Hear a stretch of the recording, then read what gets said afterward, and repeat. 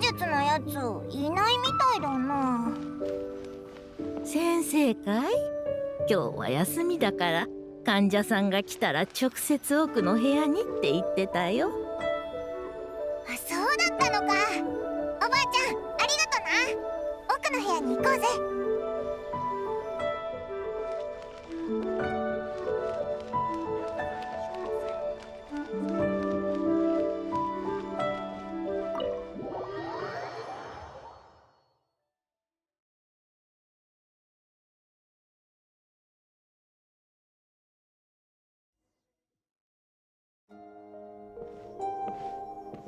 お、珍しいな。お二人ともお久しぶりですね。いかがなさいましたか？こいつなんか最近疲れてるみたいなんだ。あんま眠れてないのかひどい顔してるし、目の下にクマができることもあるんだぞ。それにぼーっとしてることもやたら多くてさ、何度も呼びかけてやっと反応することもあって、なんかの病気なんじゃないかなって。へえ、あんたでも体調を崩すことがあるんだな。いつもすこぶる健康って感じなのに。確かに知り合ってからあなたが体調不良でここに来たのは初めてですね。どうぞおかけください。まずは脈を見てみましょう。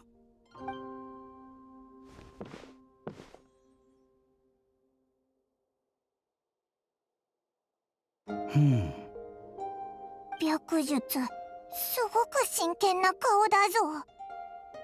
まさか本当に良くないのか？顔色は良好、胸膜に異常なし、呼吸は安定、脈は力強くも安定していますね。医者としての経験から言えば、あなたの体は健康そのものです。理論上特に問題なく元気に過ごせるはずですが。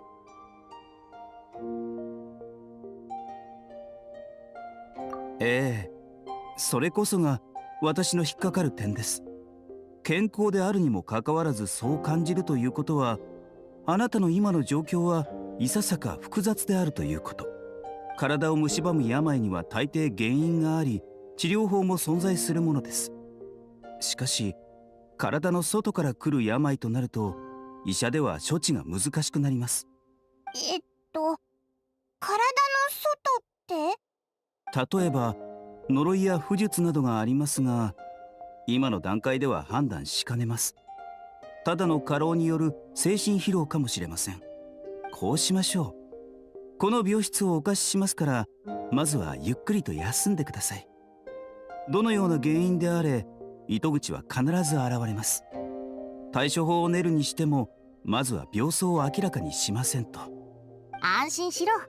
精神的な病を患ってる人ならたくさん見てきた。とりあえず心が落ち着く抗体とくから、ぐっすり寝た後何か食べてくるといい。私と長生は精神疲労に関する古書を調べてみます。何か手がかりが見つかるかもしれません。まあでも私たちも精神医学の専門家ってわけじゃないし、もっと詳しい人を見つけた方がいいかもしれないな。白術と長生にもお前の体調不良の理由がわからないのか。疲れてるみたいだし、こいつらの言う通りここでゆっくり休んだ方がいいんじゃないか。ぐっすり寝たら全部治ってるかもしれないしな。オイラが隣にいてやるから安心しろ。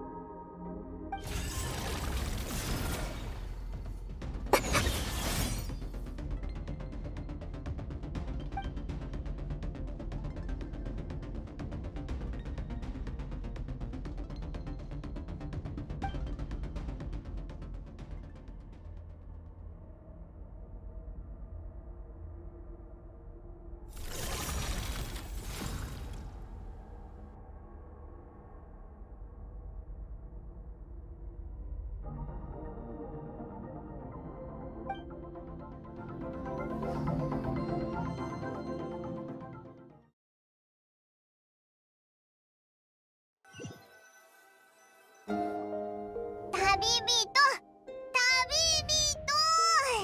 そろそろ起きたらどうだ。お日様も珍しくオイラの方が早起きだな。もう昼だぞ。どうだ、体調は良くなったか？傷？寝てる間にどっかぶつけたのか？どれどれ。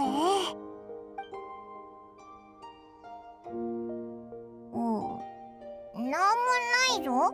いつもと全く同じだ。怖い夢でも見たのか？まあ落ち込むなって。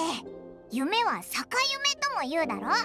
悪夢を見たんなら楽しいことをしようぜ。そうだ、今日はオイラがおごってやるぞ。食べながら夢のことを聞かせてくれよ。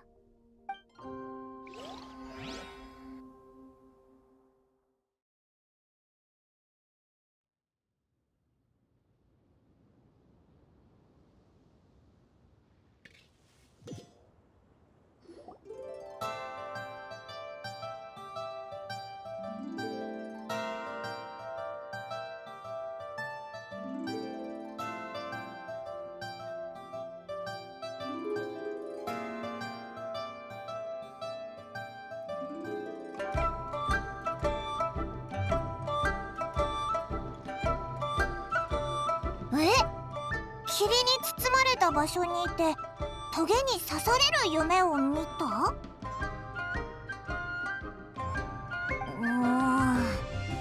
旅してきてこんなこと初めてだよな。それ本当に夢だったのか？お前の話を聞いてるとなんだか夢じゃなくて実際に変なところに連れて行かれたみたいだぞ。でもお前が起きた時は間違いなくベッドの上にいたし、オイラが起こした時もぐっすり寝てたよな。よし、じゃあ今日は寝ないでお前の隣で見守っててやる。もし悪いやつが近づいてきたらオイラが追い払って。それかお前を起こして一緒にやっつけてやるぞ。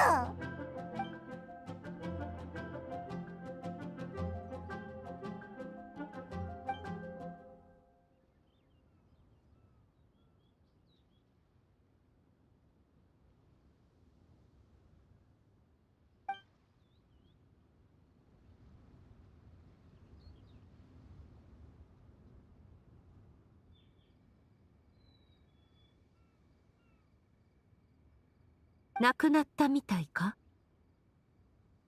なんか言ったか？肉体は完全であっても魂が欠けている。このまま放っておけば心が枯れてしまうだろう。うわー、びっくりした。お前は覚えてるぞ。タルタリアの師匠だよな。確かそうスカークだ。どうしてこんなところにいるんだ？前にあったのはフォンテーヌの原始大会でだったよな。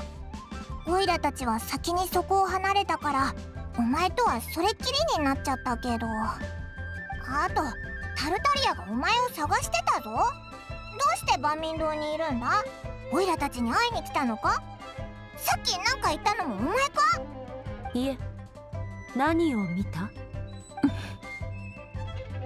警戒心が強いな。まあそれも無理はないか。店主、酒を一杯。ああ、ちょっと待ってくれ。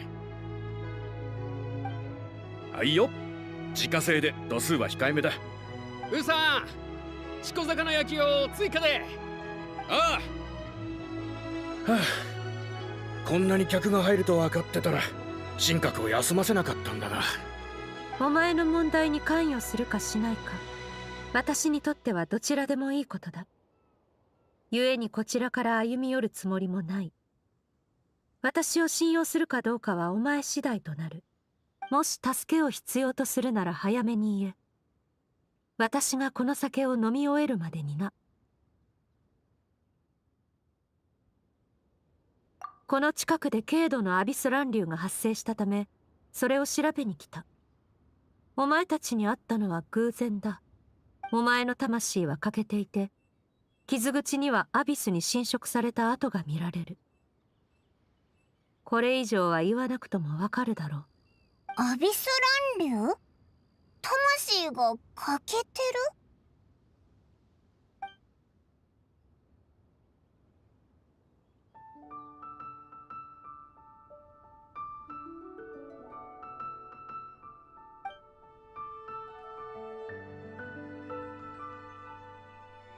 どうするんだ？スカークを信じるのか？こいつさっきアビスに侵食されたって言ってたよな。つまりスカークに頼らなくてもアビスに詳しいやつを探せば直してもらえるんじゃないか？確かにそうだな。それに魂が欠けてるだなんてゾッとするし、早めになんとかした方が良さそうだ。スカークってかなり怪しいやつだけど、タルタリアの話からすると悪い人じゃなさそうだし。1、2、7、10。さて、そろそろ結論は出たか？私が見たのは霧で満ちた真っ暗な空間で、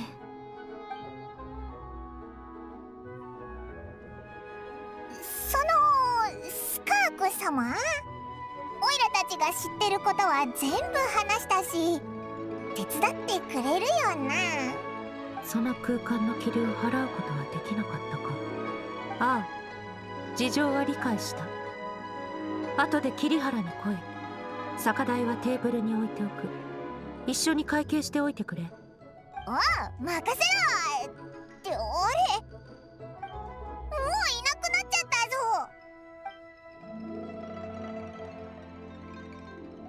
ん？多いな。モラはこれで十分だ。あれ、これはお酒の分だからちょうどいいはずだぞ。酒？お前さんたちが注文したのか？いやいや、忘れたのか？途中からオイラたちと同じテーブルに座ってたやつがお酒を注文しただろ？そうだったか？そこに座ってたのはお前さんたちだけだったと思うが。え？師匠、料理に変なキノコでも入れたんじゃねえか？客が幻覚見ちまってるぞ。そんな、お前もかよ。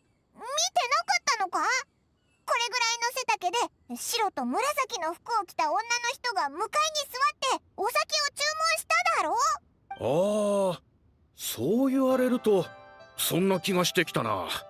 酒樽も開けた覚えがあるし、忙しすぎて忘れてしまったのかもな。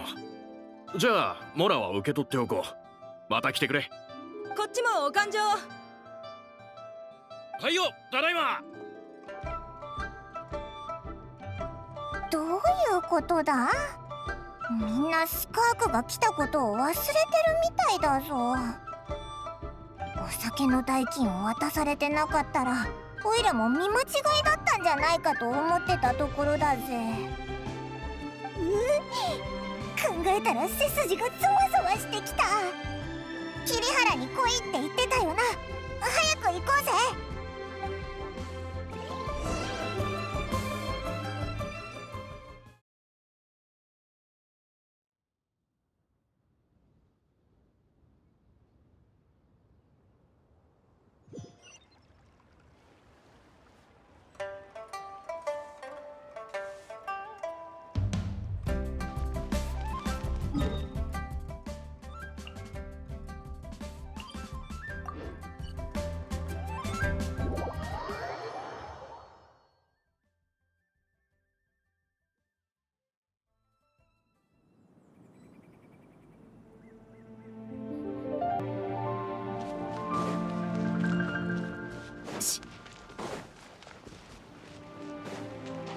人物。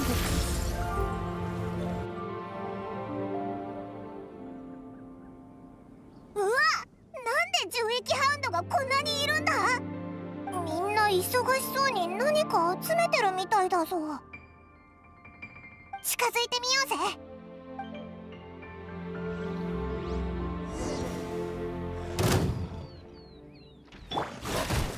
動くべきだ。この剣はわかるかい？雨描きがたし。シャルロットが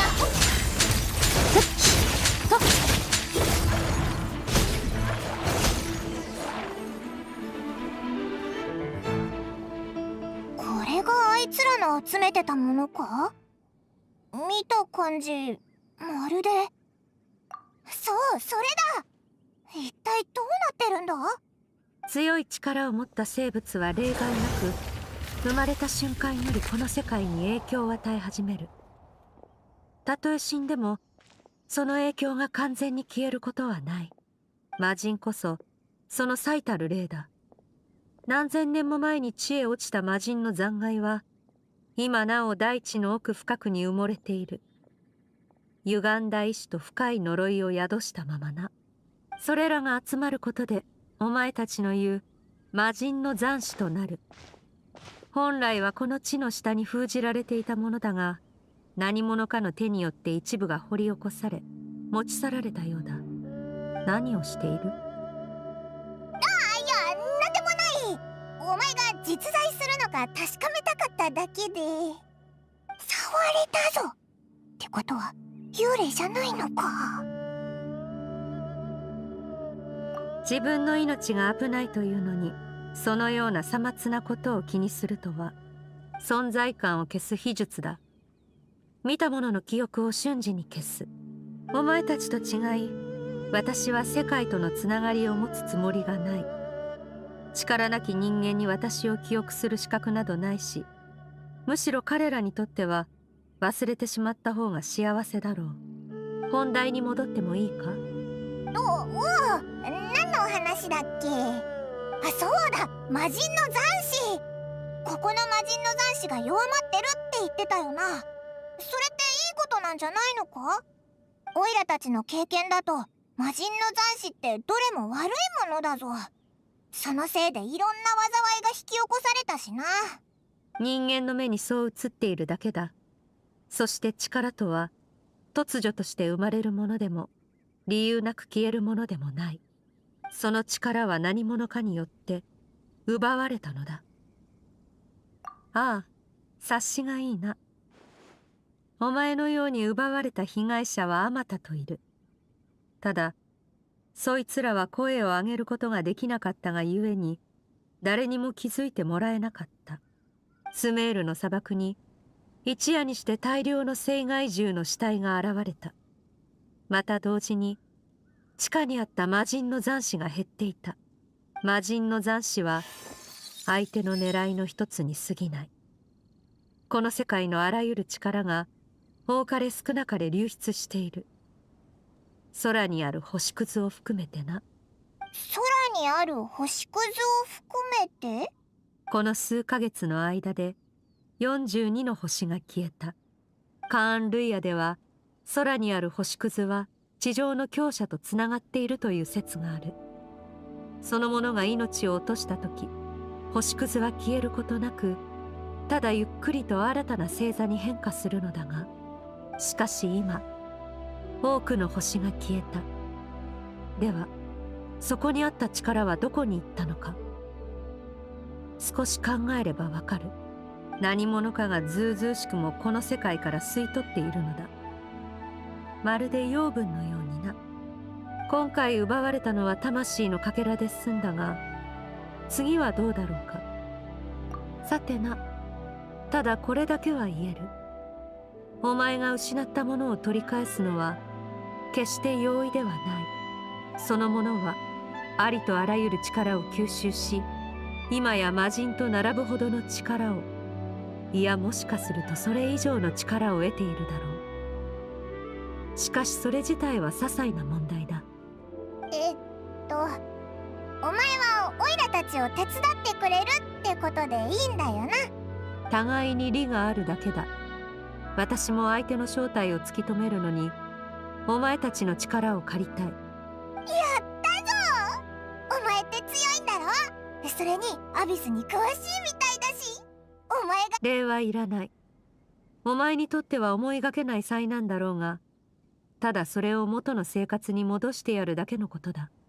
私と関係を築くのは必ずしもいいことではない。覚悟しておけ。私たちは同じ道を歩むものではない。互いに借りを作らないのが一番だ。私はお前を利用して情報を収集し、ついでにそのなくしたものを取り戻す。それだけの話だ。このようなこと、私の言葉を覚えておけ。さあ、ついてこい。うわ協力するって言ってくれたからちょっとは仲良くなれるかと思ったけど、原始大会にいた時と同じでツンケンしてるぞ。はっ、そっちがその気ならこっちだって歩み寄らないからな。そうだ、変なあだ名をつけてやるぜ。何にしようかな。よし、冷凍スミレウリにしよう。いひひ、冷たい態度を取る方が悪いんだぞ。とにかく今はお前の魂のかけらを取り戻さなきゃな。早く後を追うぜ。何かいい方法を知ってるかもしれないぞ。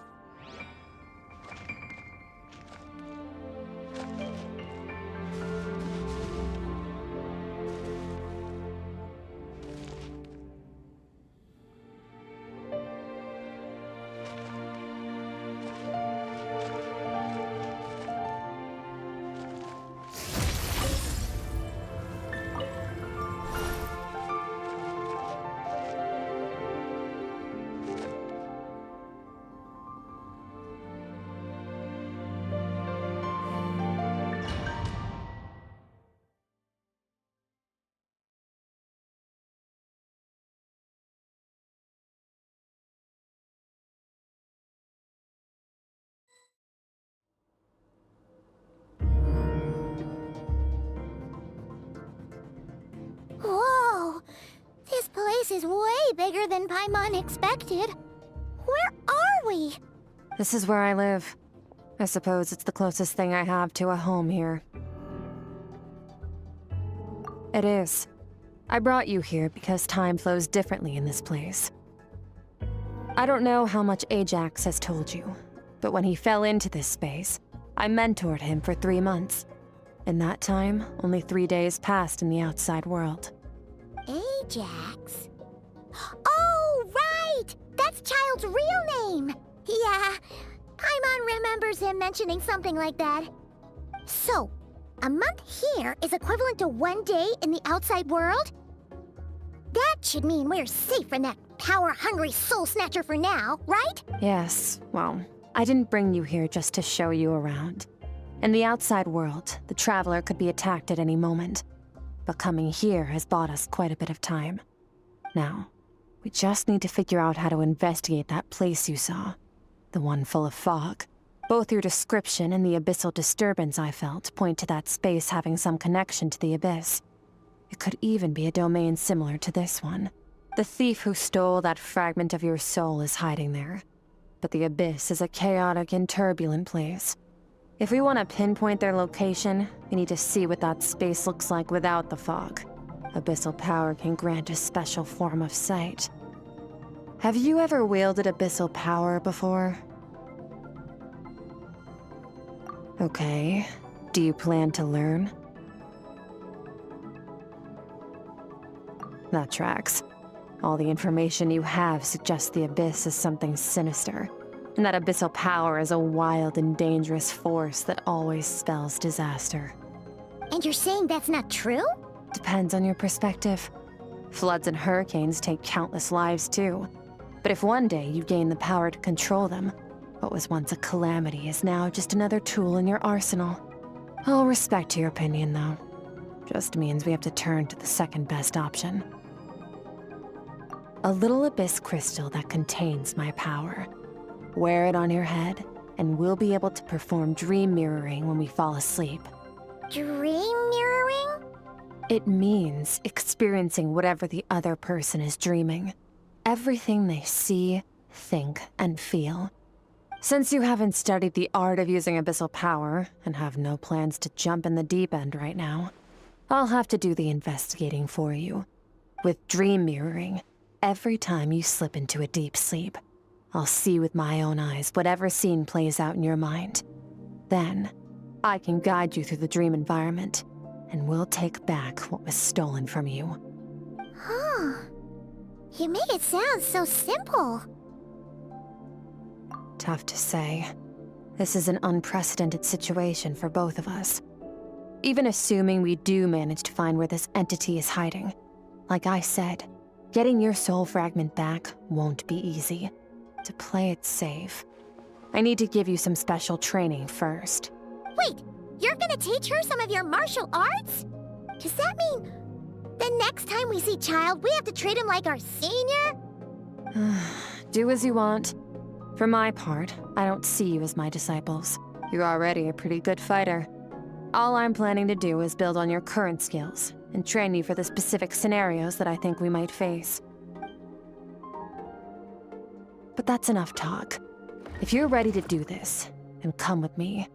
Time might be more lenient here, but that's no excuse to waste it. Oh, she moves fast. Paimon can hardly keep up with her. So, special training, huh? Kind of a rare opportunity. With your skills, there's not a lot of people qualified to train you.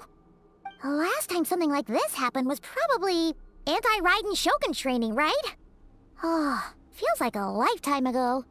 Skirk seems pretty strong too, though. Remember how she said that the all-devouring narwhal was just her master's pet?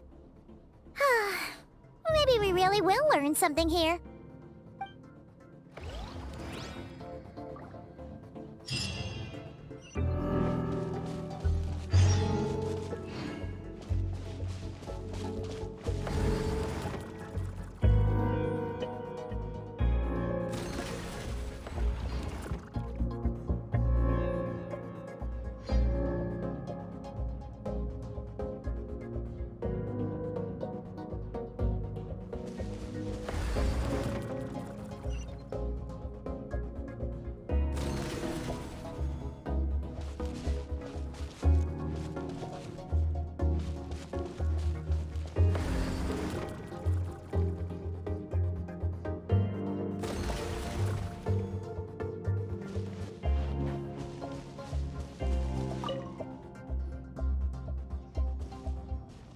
Ready?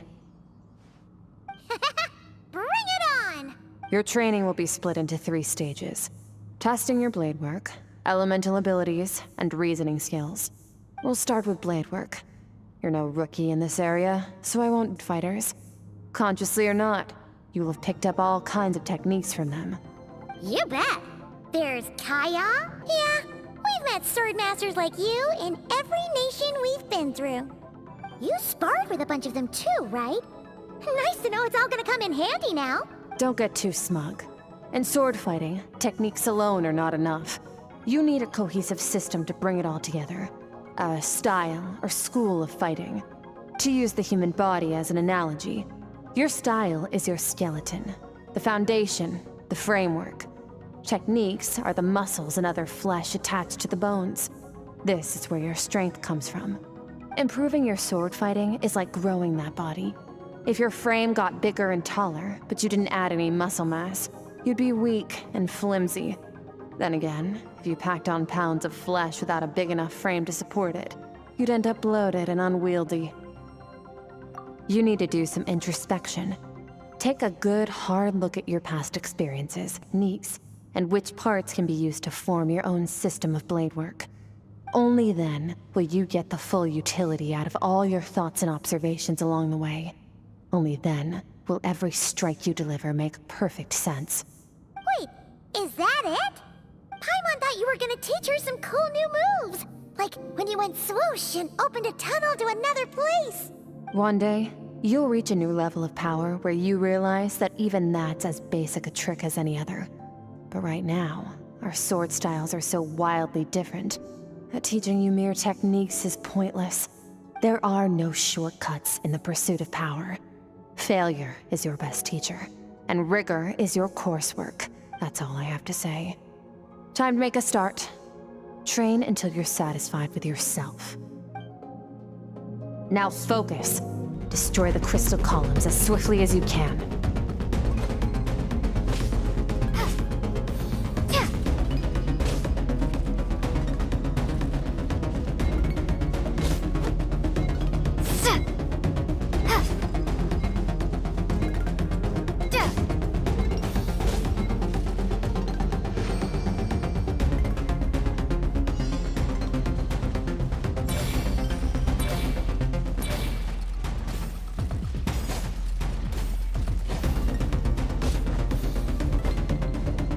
Oh, this is making Paimon's head spin. Hang in there, traveler!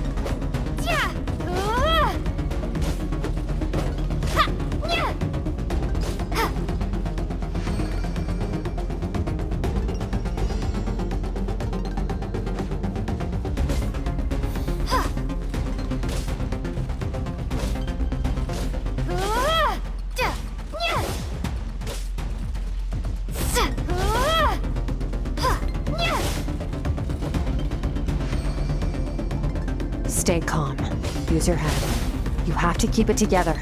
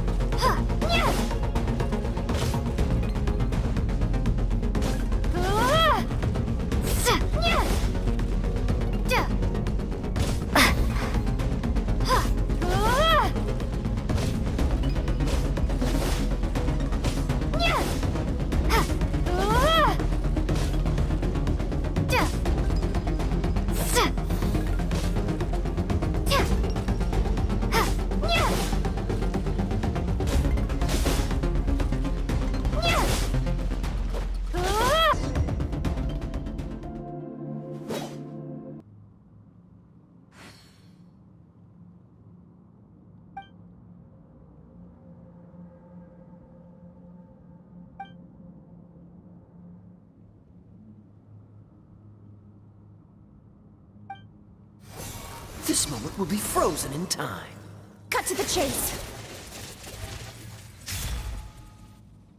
Consider a moment of true mastery that you've witnessed in another person, and ask yourself, what lies beneath the surface? What's their guiding philosophy? What's their state of mind as they maneuver their weapon? Now take that and practice it right away with speed, skill, and strength, over and over, until your hand is one with your mind. This is the only path to true growth. Step on up. Dance with the waves.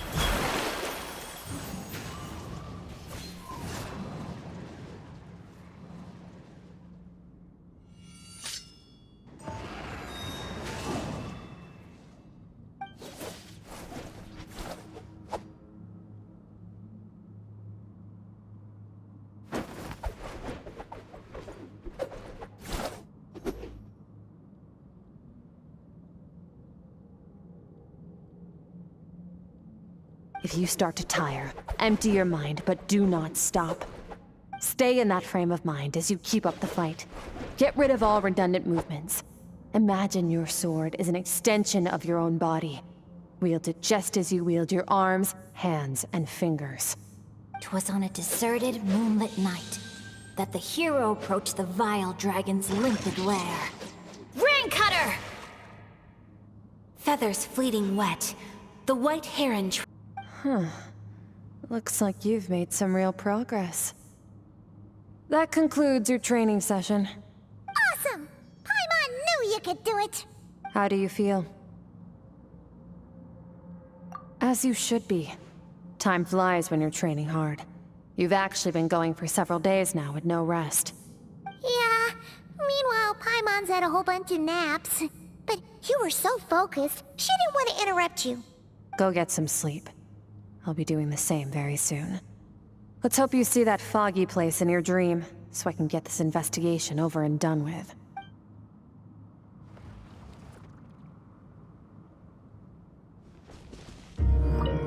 Sometimes, you have to practice a single movement 1,000,000, maybe 10,000,000 times, before the breakthrough moment comes. Nothing in the outside world can help you in this process. The most important thing is to remain patient.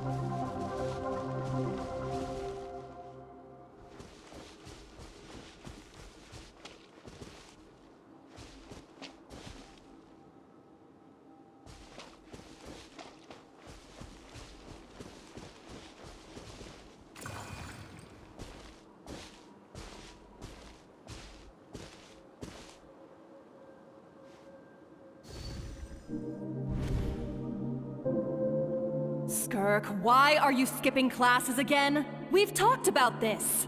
'Cause he's a crabby old man, and he's a boring old man. I don't like going to his classes. Excuse me. You shouldn't talk about your teacher like that. It's very disrespectful.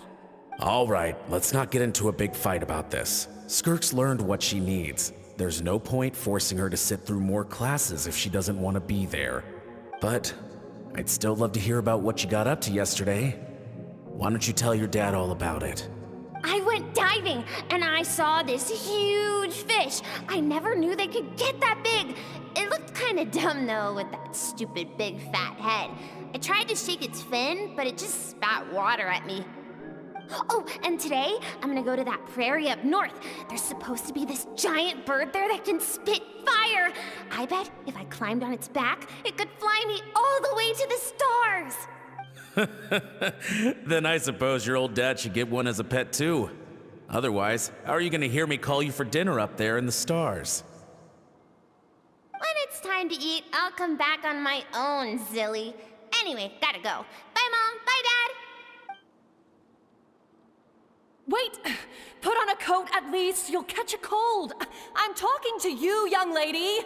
You spoil that child, you know. Ever since that merchant ship arrived, she practically lives outside. Always going on about exploring the beyond one day, whatever that means. Ah, let the kid do what makes her happy. Besides, we both know you're all bark and no bite.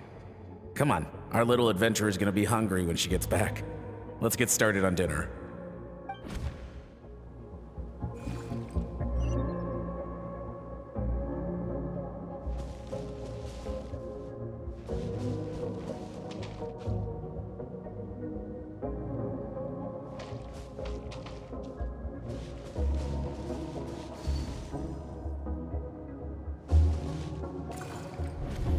The stars shimmer high above.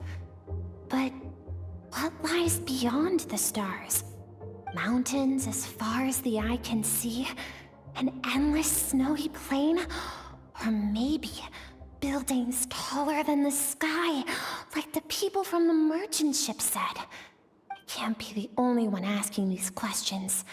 The universe is fascinating. If only I could meet some other people like me. We could set sail together and explore every corner of the world. I'm sick of being a kid. There's so many amazing things out there, and I'm ready to see them all. But for now, I'm starving. Better get back.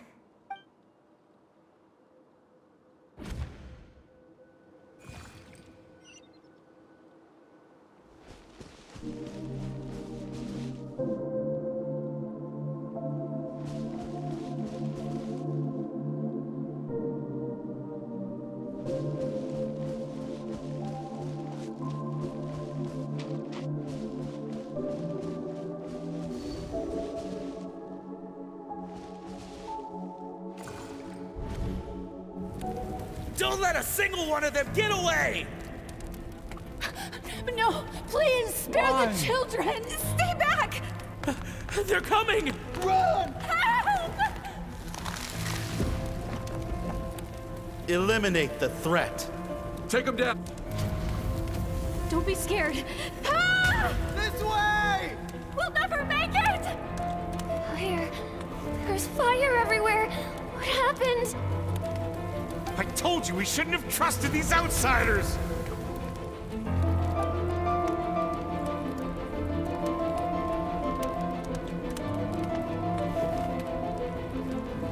Why are you doing this? What did we do to deserve this? We welcomed you with our finest food and drink, showed you the best our home has to offer, gifted you cloth dyed by our own hands. And this is how you treat us? Run! Save yourselves! Captain, Zone 3 is clear and we have Zone 2 surrounded. Begin extermination. Remember the orders from upper command. No one is to be left alive. Rest assured, sir.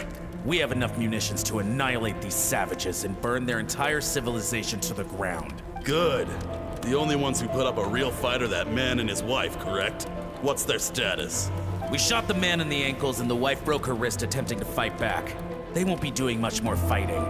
They're holed up in their home for now, but they won't last long. To prevent them from making some kind of last stand, we're planning to clear out the other zones first so we can send a bigger squadron to surround them. Well, well. Turns out some of these beasts do know how to use their claws. Now the threat these savages pose will be undeniable. Let them cling to what's left of their lives for a little longer. Once the other zones are cleared, I'll cut off their heads myself.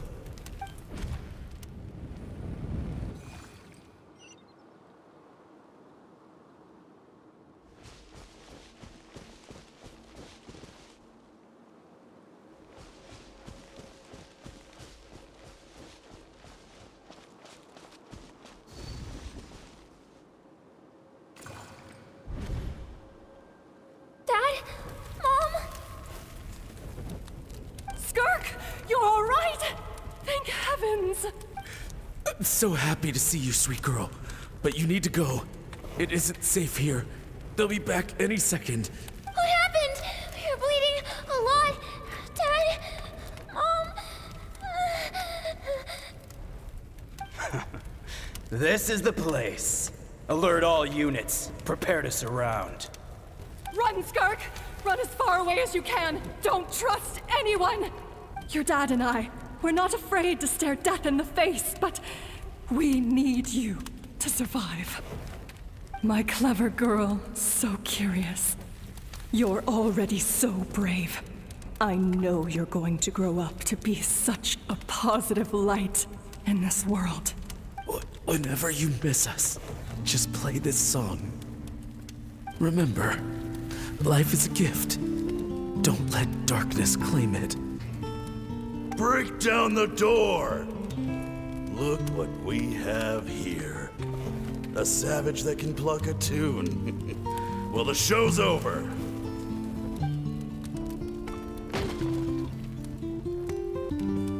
You!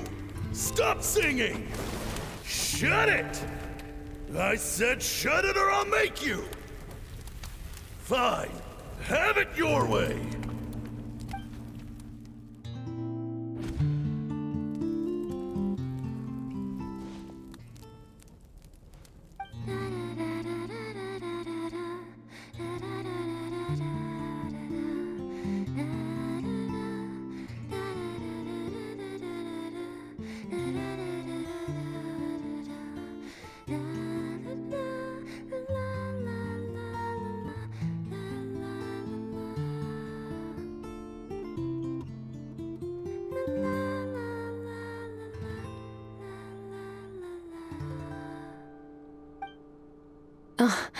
You're awake?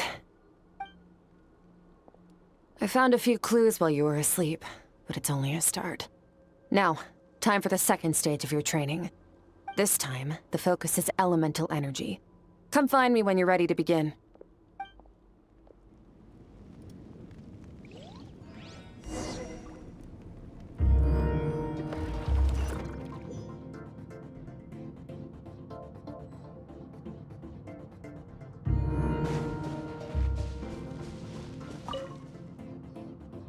Man, staying in the abyss feels so surreal, don't you think?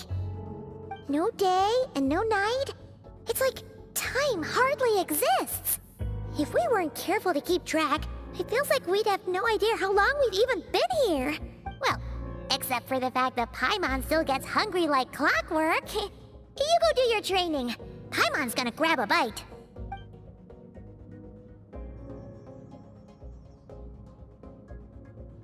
The way I see it, the pursuit of power is divided into 3 stages. The first is mastering the use of standard weapons. Next is learning how to harness natural energy.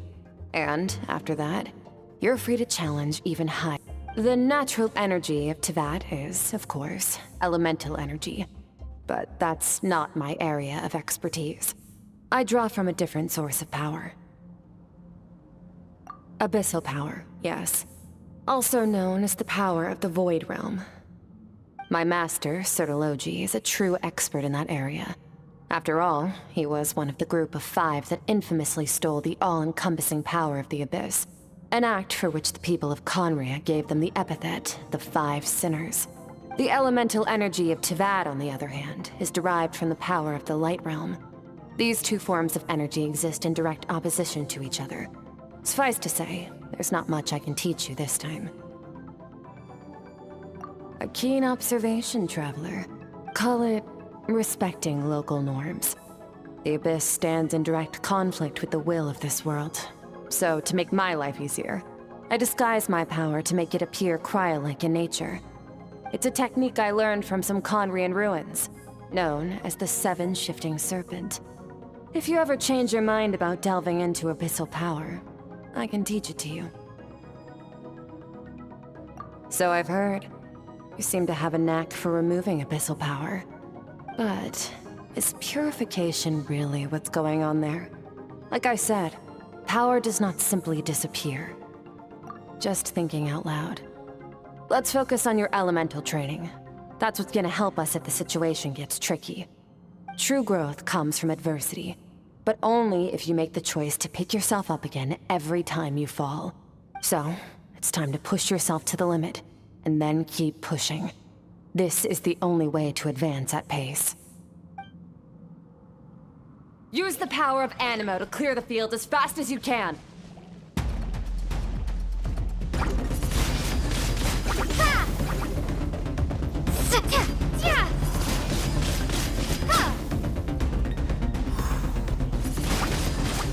Windblade!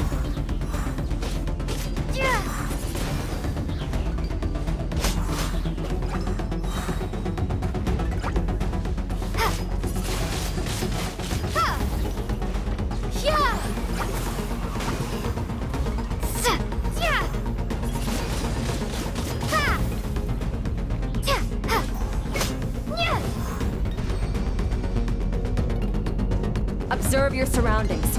Look for things you can use to tilt the scales of success in your favor. Windblade!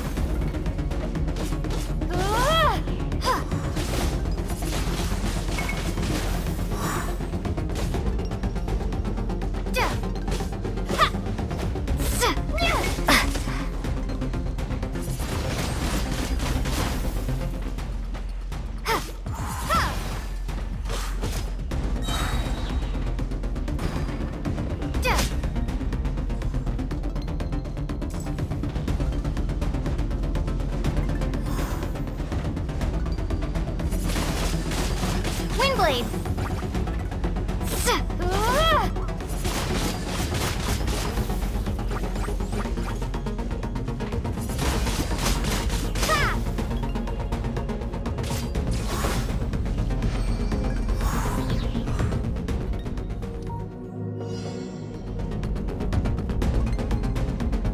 Use the power of Hydro to destroy the spikes. Water jet!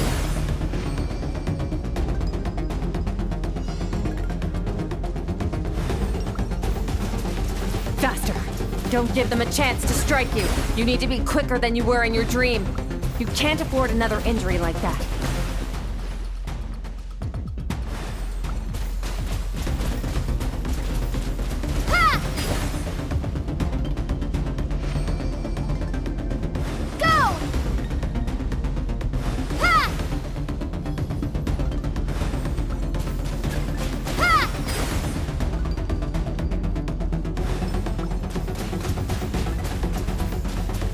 Water jet!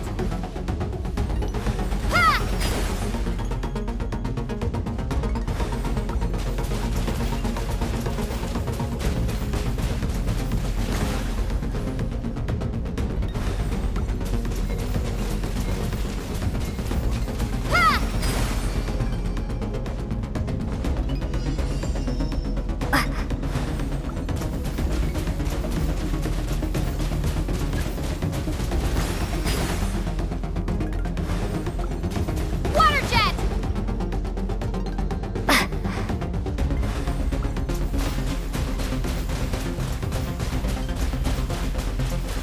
Go!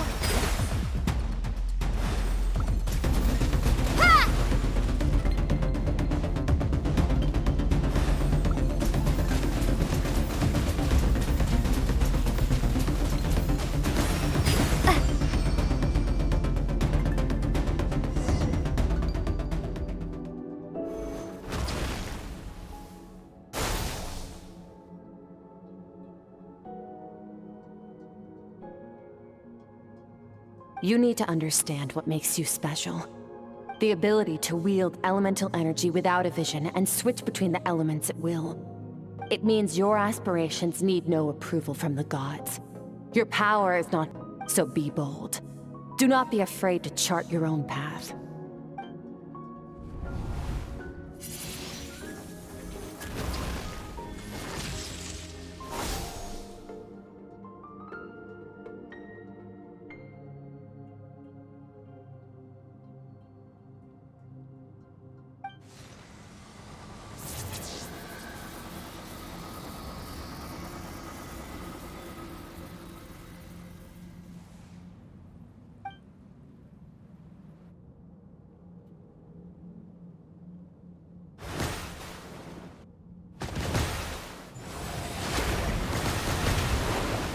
Very good. It seems you've reached a deeper level of connection with the elements. Long enough for you to lose yourself in your training, which is a good sign. Relentless practice with the elements has drained all your strength, but it's also what allowed you to make progress. Get some rest. When you wake up, we'll proceed to the final stage of your training.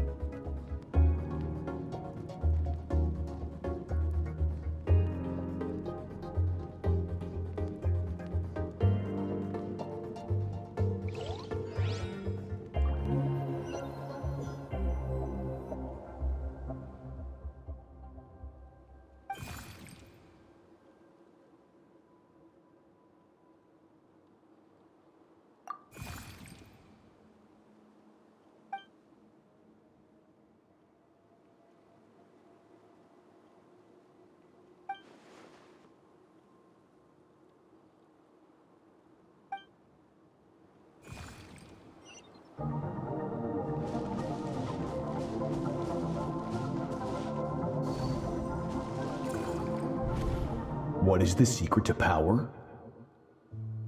Longing, hatred, self-preservation. No, it is fear. The fear of losing those you love. The fear of watching your home burn. Fear of loneliness. Fear of death. Fear is the source of evolution. It forces humanity to adapt to their environment and overcome hardship. It is in the process of prevailing over our fears that we surpassed first ourselves and then the rest of the world. That fear is now part of you. It calls on you to evolve, and it is time to answer.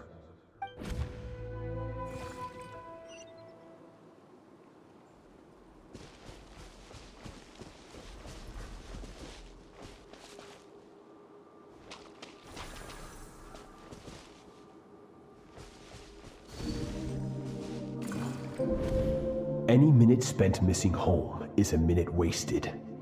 Practice your sword work instead. Do not make me tell you twice.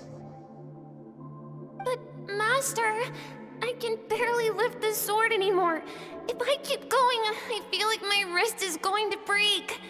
So it has not broken yet. Then pick up your sword and keep practicing until it breaks. I want to hear the cracking and splintering of bone. After all, bones can always be reset.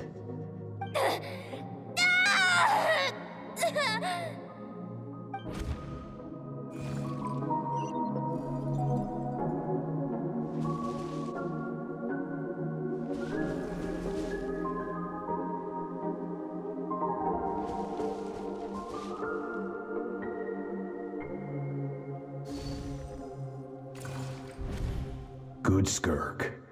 Once again, you survived. How do you feel?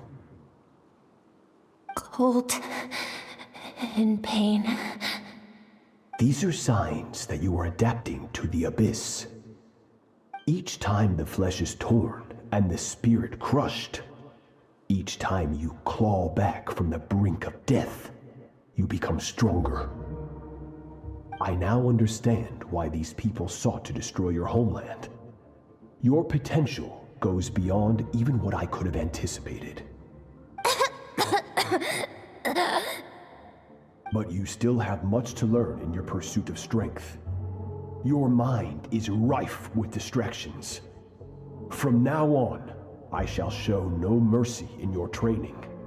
You must learn to shut out all the pointless emotion. Crush the self that makes you weak, and become master over your physical form. Get up, skirk. Wipe the blood off your face. Cut away the rotten parts of your flesh, and mend what is broken. Then take up your sword.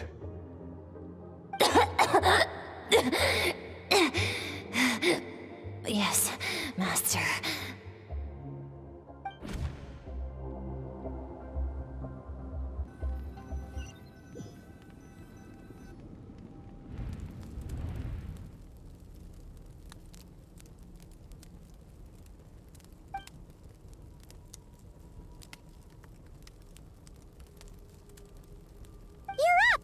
Hopefully you got some good rest. Skirk said to tell you that she's ready to start the final stage of your training whenever you are. So, wanna head over now? Or did you wanna wait a little?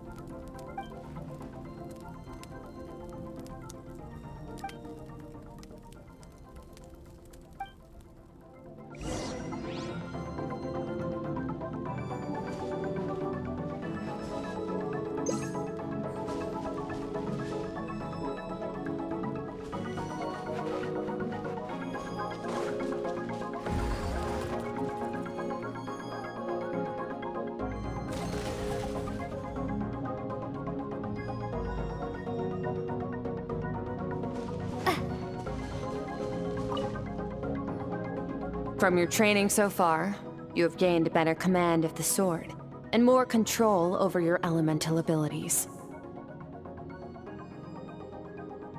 That's only part of it. Experience is the real teacher. Your journey, the friends you have made, the dangers you have faced. These have taught you more than I ever could. Now, it's time to focus on how you react under pressure. You must be able to think rationally, even in unpredictable combat situations. To simulate this, I'm going to attack, and you're going to block. Ready?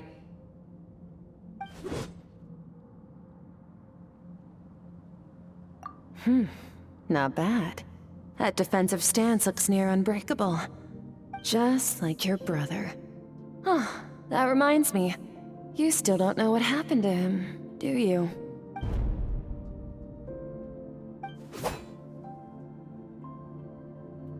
Hey, no fair! That's cheating! You think every opponent has the same moral code as you? You can denounce their deplorable methods all you want. But only if you live to tell the tale. The dead don't get to complain. Strong emotions will always arise in combat. Anxiety, anger, fear. It's never at their whim. Oh, how amusing. Almost sounds like you think you know me. But you don't. You can choose your own path. We are not the same. Let's begin. Try to use reason over emotion. Make the most rational and advantageous decision in any given moment. This is your final training session. Look alive.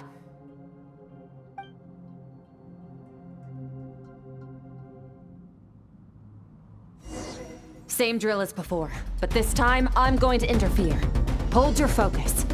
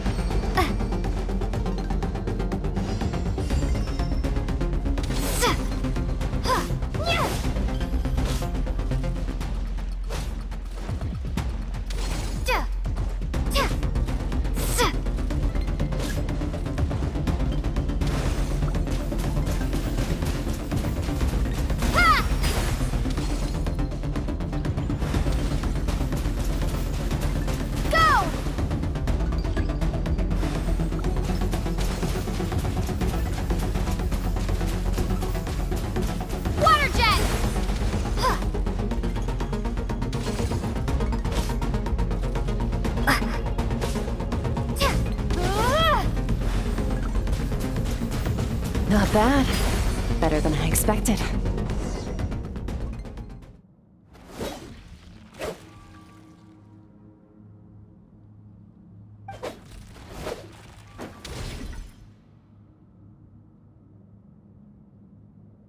You're getting the hang of it. The first step to controlling your emotions is controlling your mind. You want a unified train of thought. It all comes down to focus.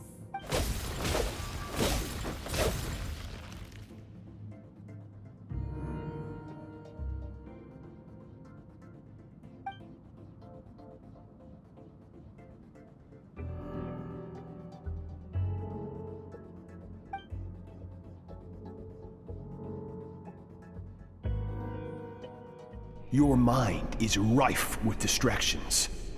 From now on, I shall show no mercy in your training. You must learn to shut out all the pointless emotion, crush the self that makes you weak, and become master over your physical form.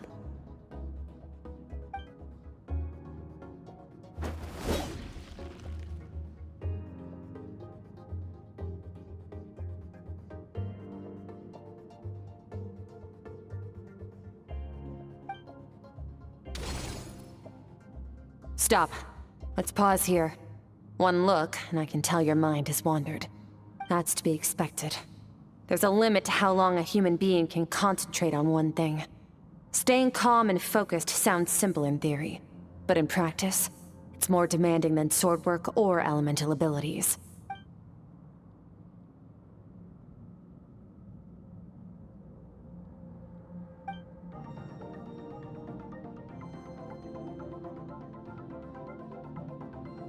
Get some rest. No point training further if you're already dead on your feet. Like I said at the beginning, the only goal of this training is for you to reach a point that you're satisfied with. You managed to push past your limits, which is a good start. You can be proud of that, and sleep well knowing that you've earned it.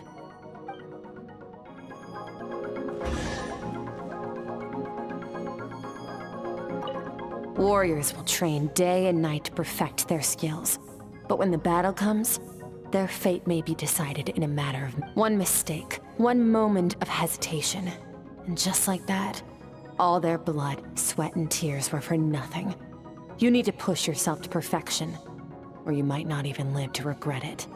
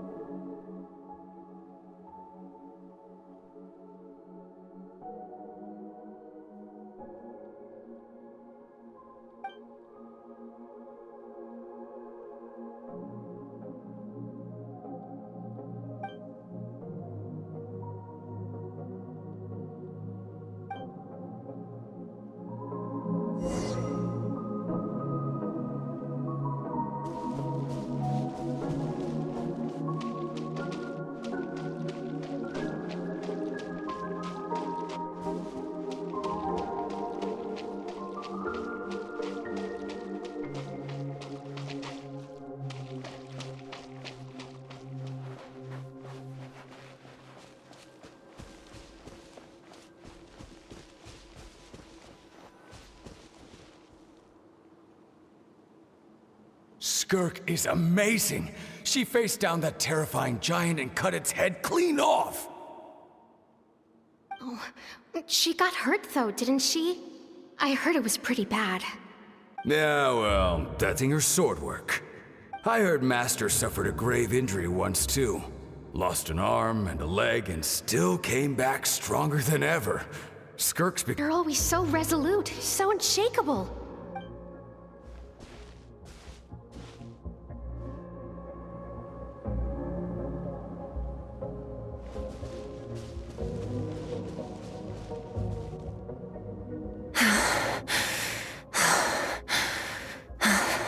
Pathetic. You're not even trying.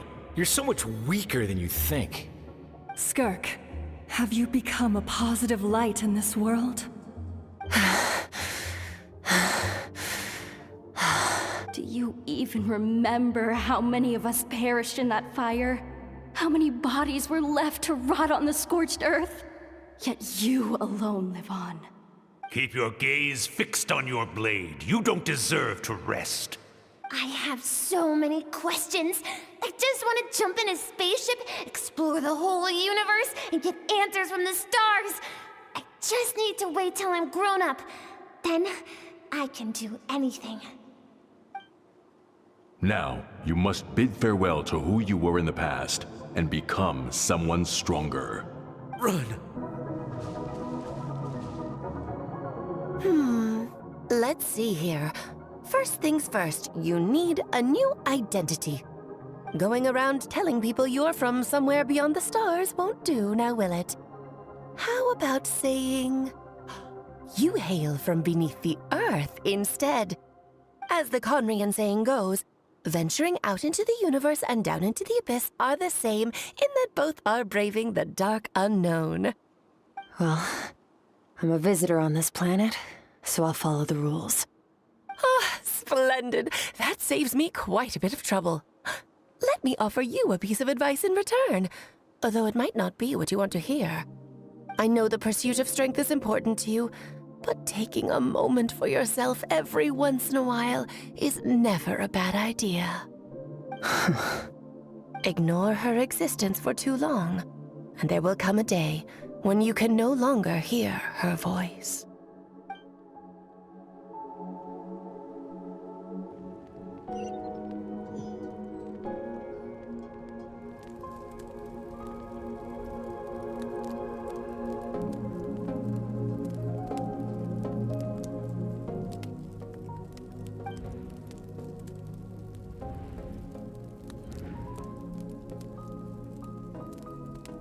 You're awake! You must be starving, right? Ta-da! A barbecue feast just for you!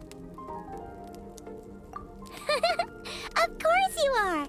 That's why Skirk and Paimon got this all ready for you. Dig in, before it gets cold. Ah, well, if you're around someone long enough, it's bound to happen. Plus, Skirk can cook. So, Paimon decided she can forgive the whole Ice Queen thing. Paimon's not one to hold a grudge. Here's an idea. Let's save the chit-chat until after the meal.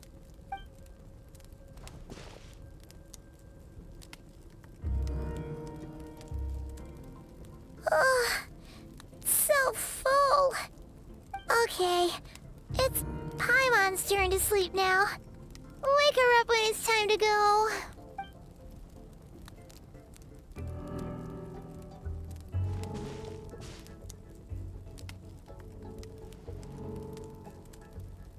I have good news. First, your training is complete. You have what it takes to wield immense power. Now it's just a matter of putting it into practice. Continue to learn from your journey and hone your skills against formidable opponents. Second, I've located the culprit we've been searching for. Next, we just need to retrieve the missing part of your soul, and our business will be concluded. When Ajax trained with me, he once told me he was bursting with questions. So I allowed him to ask me 3 of them before he left. You and I may never meet again, Traveler. So if there's anything you want to ask me, now's your opportunity. Just like Ajax, I'll answer 3 of your questions.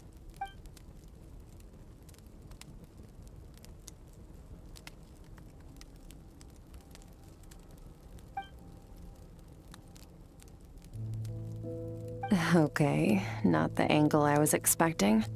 What makes you ask that?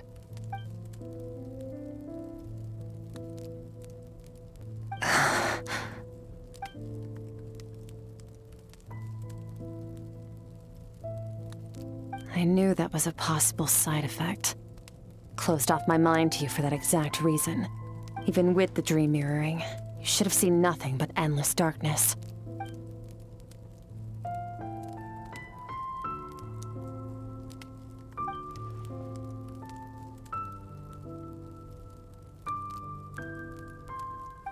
Whatever. Must have been a flaw in my execution. I shouldn't be too surprised. Due to some recent circumstances, my self-control has been lacking as of late. Since you've seen what you've seen, there's no reason to hide the truth. All I ask is that you keep it a secret. No, I'm not from Teyvat. I'm from a different planet. And there was a time when I journeyed through the stars. A lot like you in some ways.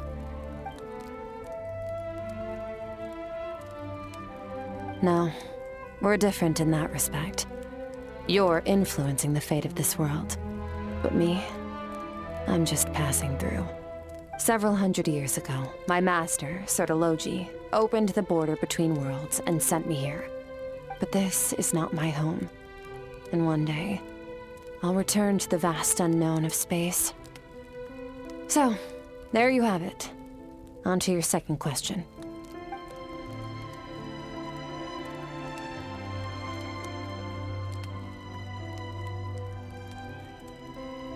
To become stronger. For certain reasons, I need to bridge the power gap between me and my master as quickly as possible. But first, I need to understand the source of his strength. To do that, I need to follow in his footsteps, walk the path he once walked. And somewhere along the way, I'll find out how to defeat him. That is my sole focus and purpose. Okay. You have one question remaining.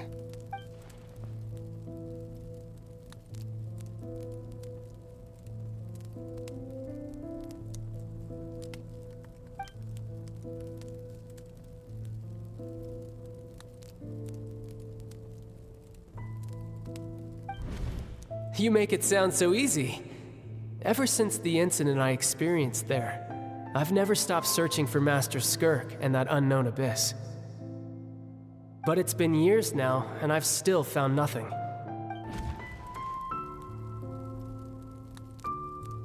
Well, your last question?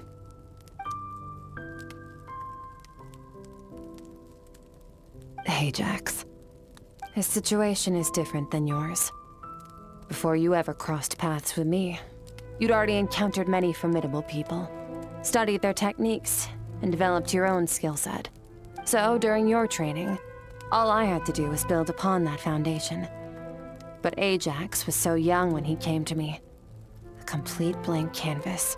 Children can't help but imitate their role models. In the long run, that would only hinder his growth. Once Ajax has enough strength in his own right, I will allow us to meet again. Until then, let that motivate him to reach his full potential.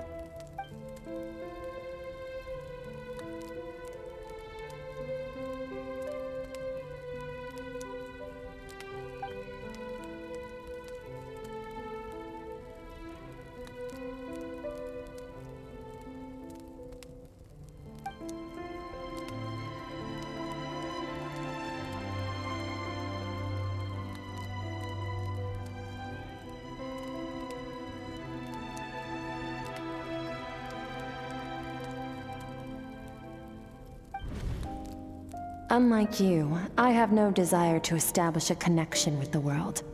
The weak and the lowly have no right to remember me. They're lucky they only have a few missing memories to show for it.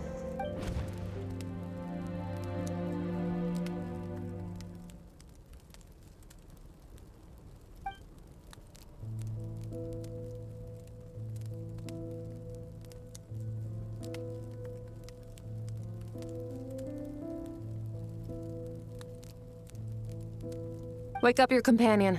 It's time to go. Oh, and everything I just told you. Best keep it a secret from her as well.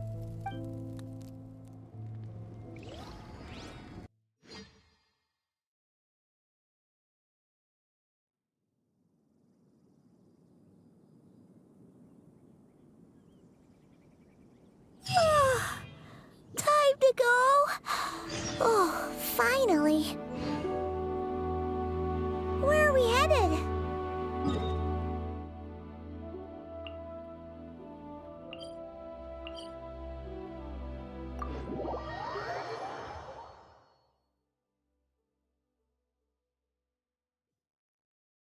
Just follow me.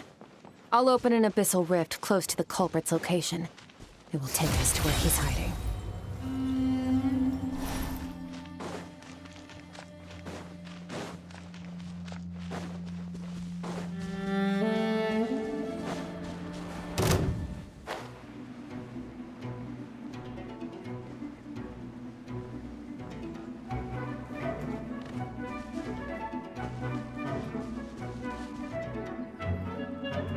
Wait! This is near the chasm, right?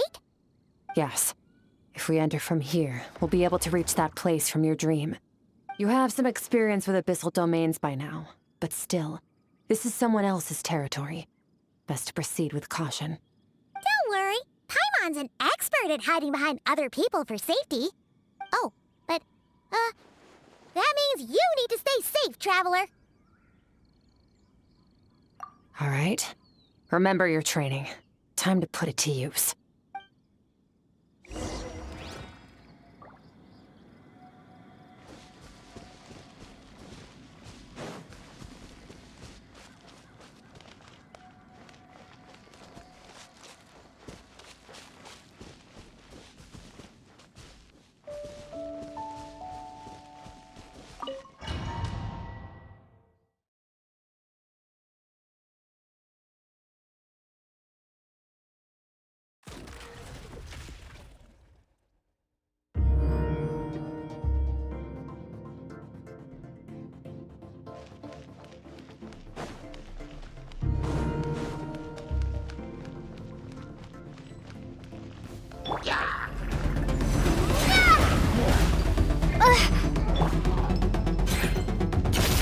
Paradigm shift!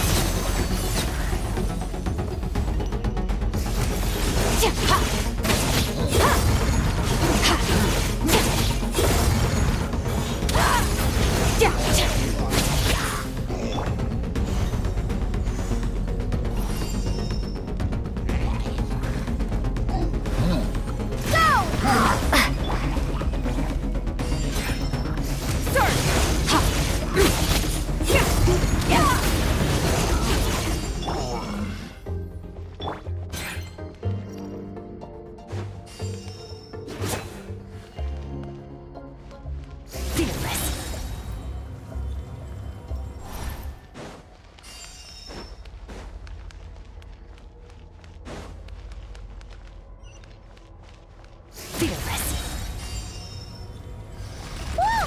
Look at all these spikes! Careful! Don't get hit! You know what? Paimon's just gonna float behind you. Come on, you got this.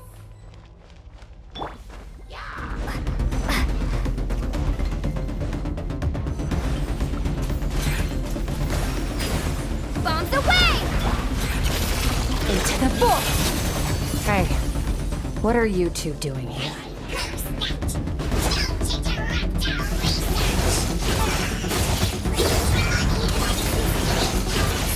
Dusty. An abandoned house. Let's press on.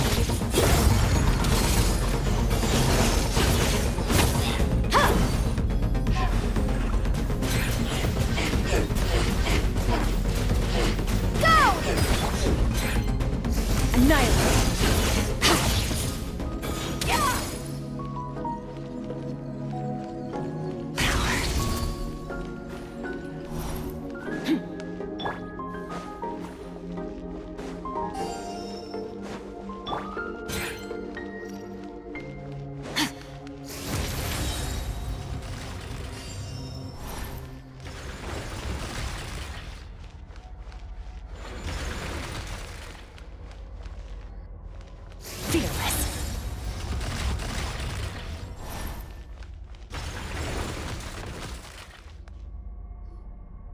Oh, looks like this is a dead end. Did we make it to his hiding place? Ugh, this fog is making it impossible to see anything! This should be the place where you were attacked, Traveler. The missing part of your soul should be nearby. Can you sense where it is?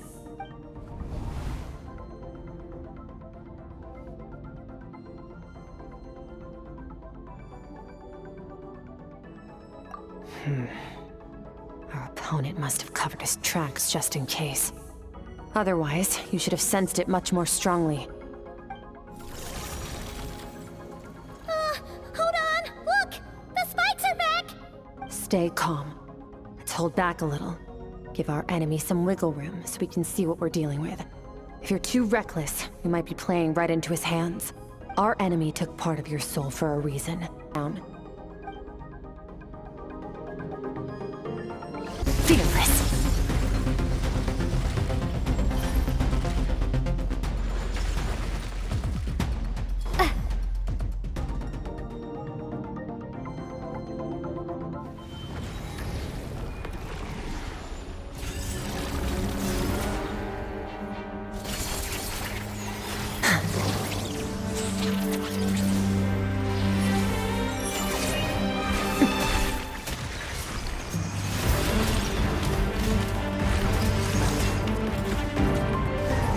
From the start, the attacks have been focused on me.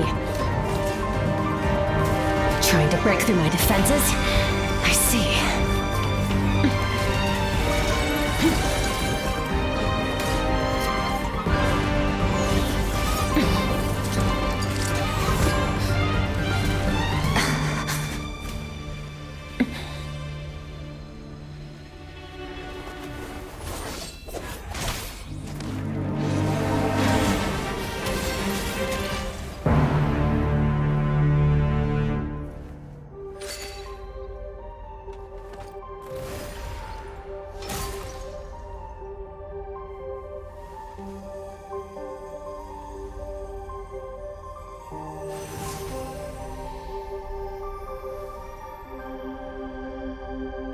There.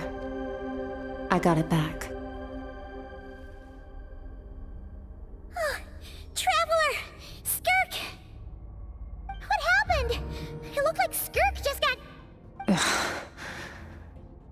In the Gwali Plains, you asked me why this enemy chose you as his target. Now, the answer is clear. It's not just the fact that your strength is impressive.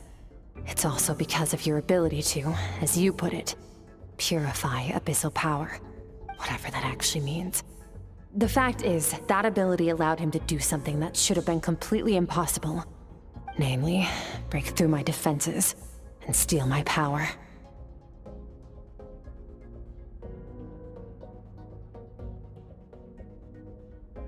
No. He couldn't have known I'd come to his domain. He only stole your soul fragment because he knew the value of its power. I doubt he expected it to come in handy so soon. Call it fate, if you want. I believe that's the term they use in this world for arbitrary coincidences like this. In any case, it works to our advantage. Once I realized what he was using that power for, it gave me the chance to get back what you lost. I'll cope. Well, done gorging? Good. Time to answer some questions. How did you get the power of the all-devouring narwhal? It looks just like that narwhal's horn! I highly doubt you acquired that power through your own strength. I'm wrong. You're desperate enough to scour the land for god remains and would defeat a creature like that. Which leaves one possibility. You know my mentor, the Foul, Sertologi. The Foul? Who dares call him foul? Sertologi.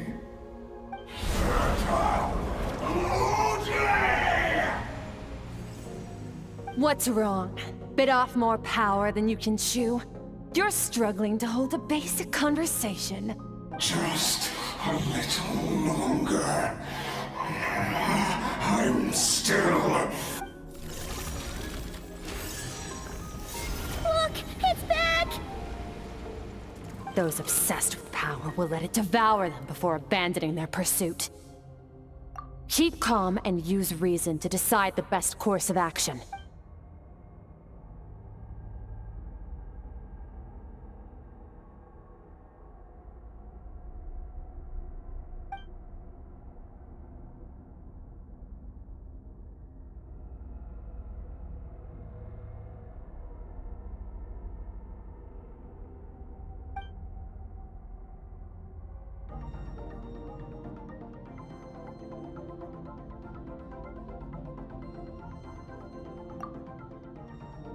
Wise decision.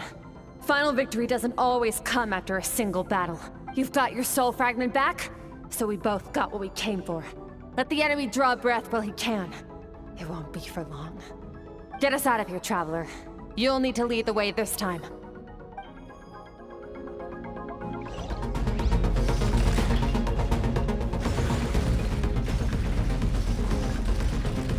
Skirk, is your shoulder gonna be okay? The wound is minor. It'll heal in no time. You should focus on getting out of here alive instead. Uh-oh! Falling spikes! Run!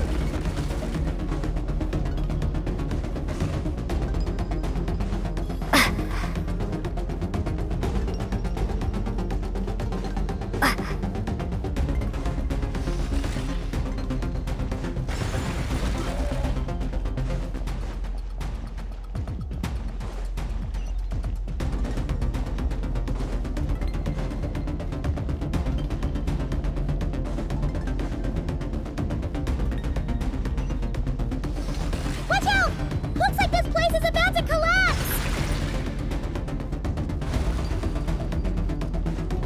Ah!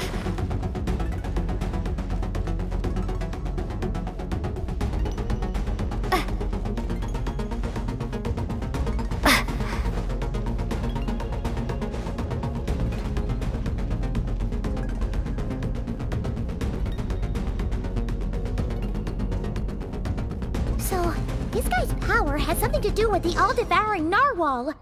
Did you know that all along, Skirk?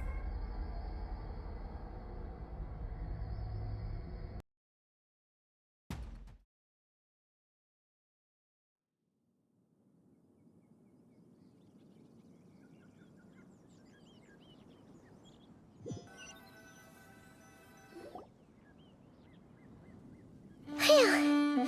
Oh, I should be safe here, right? I no longer sense his presence. Can't have followed us out of that abyssal domain. Weaklings like him will find that my power is not so easily controlled. He won't be leaving that place until he's managed to digest it. You seem surprised. I suppose that's fair. You've seen but a fraction of what that whale is capable of. That gaping maw could swallow a planet whole. It's called the all-devouring narwhal for a reason. Devouring is what it does best. It can extract power from anything, dead or alive, as long as it manages to make physical contact. Yeah. When we had our run-in with that thing, Neverlet mentioned that it has an instinct to devour.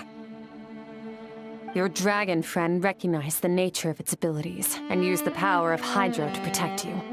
That worked because it was in a satiated state, so it was somewhat less aggressive than usual. It's a different story when it has no more power to feed off of. That's when its true voracious nature kicks in. It could devour everything on the planet in that state, which is why I cast it into that void space. But I hadn't counted on there being anyone left on this planet capable of wielding its power.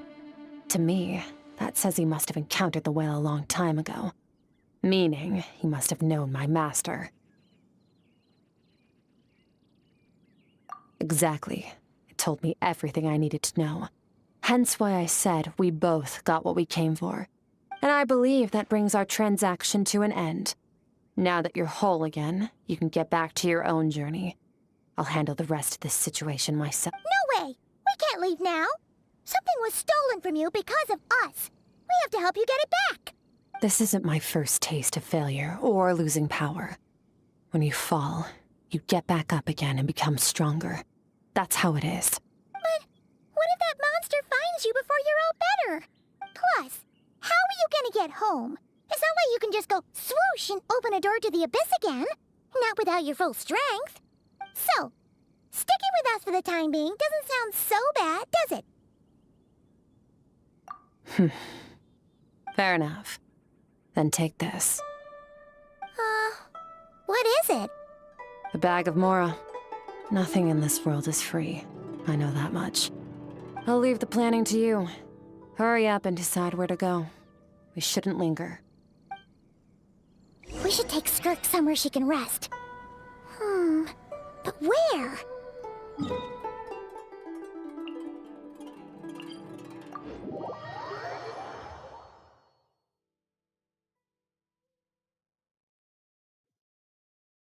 Paimon gets the feeling Skirk wouldn't like being around a lot of people. Oh wait! Baishu said we could rest in the back room of the pharmacy, didn't he? Let's head there!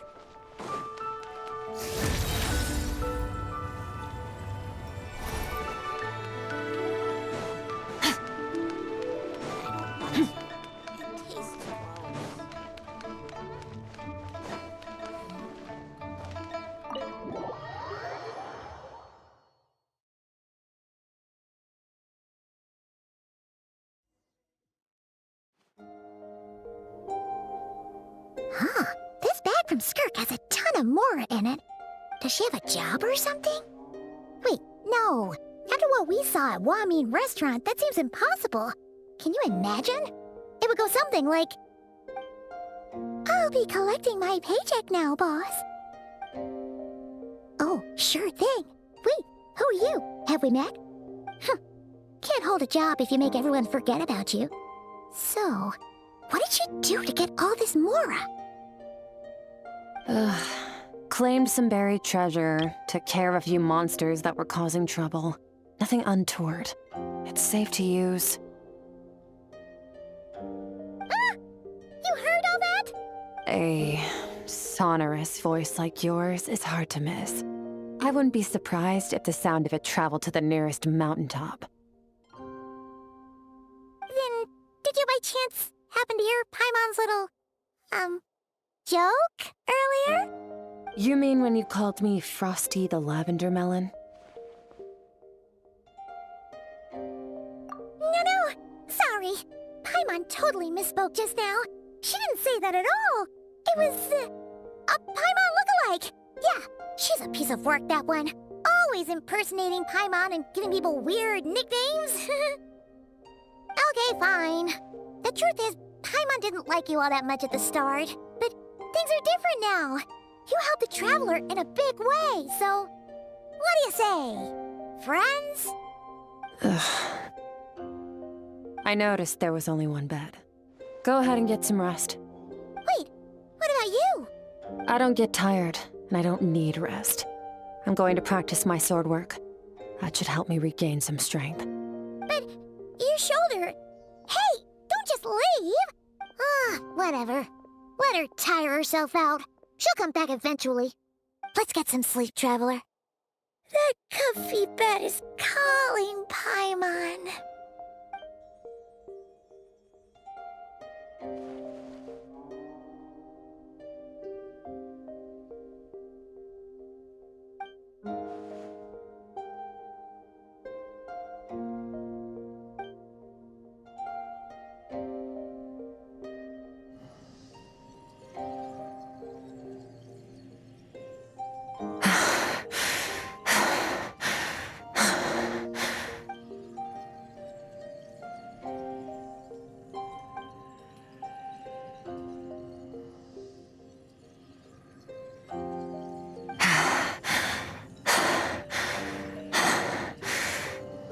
Quiet.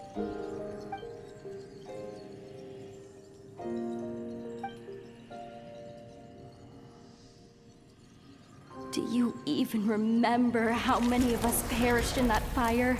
How many bodies were left to rot on the scorched earth? Yet you alone live on.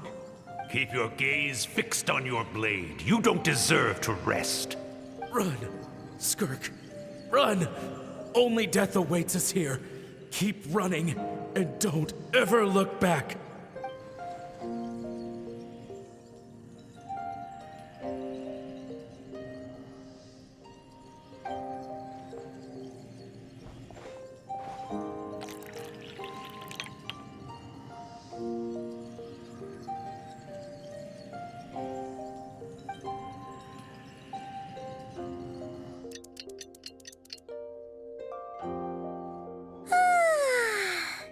Getting an early night's sleep is the best. That bed was so comfy. Wait, Skirk? Have you been sitting out here the whole night? The bed's all yours if you want it. About 60%. Maybe 70. Whoa! Paimon thought it would take at least a couple of days. That was fast. No. Not fast enough. That's 20% less than last time. Same training regimen, same intensity. Nothing felt different, but somehow the outcome fell short. No, I think the problem's with me.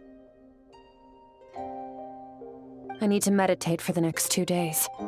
Deep introspection should help me find the issue. Ooh, sounds intense. We'll watch over you in the meantime, then. Thanks. See you in 2 days.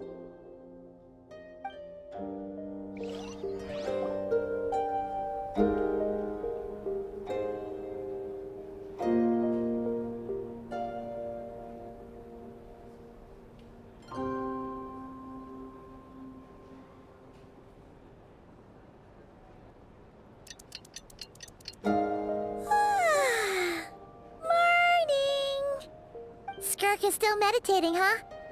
It's been 2 days already. Shouldn't she be awake by now? Paimon can't think of anything we can do to help. Oh wait! Breakfast! That's it! Paimon will go get breakfast! Skirk is gonna be starving when she wakes up. Be right back.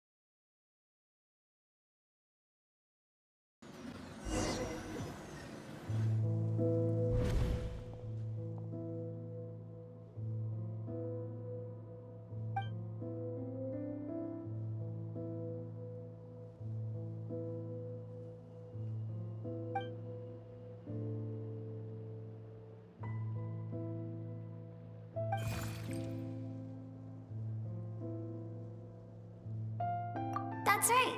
This is Skirk's inner world. Think of it as the threshold between the soul and dreams. This isn't your first time here, but what you remember is probably a space covered in darkness. I only managed to illuminate a small portion for you back then. Actually, it's my first time talking to someone like this.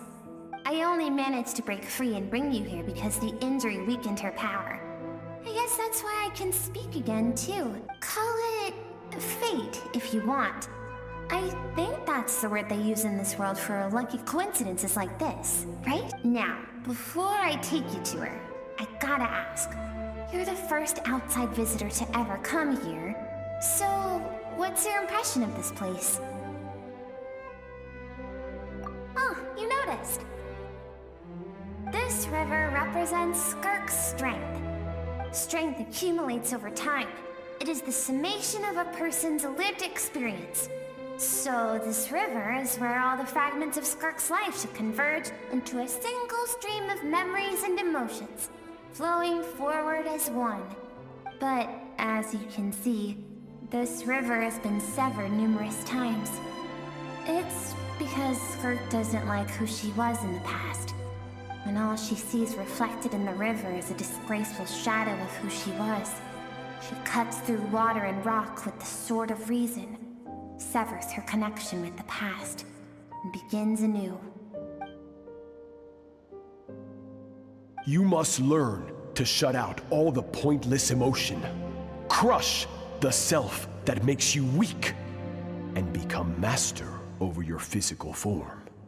This isn't my first taste of failure or losing power. When you fall, you get back up again and become stronger. That's how it is.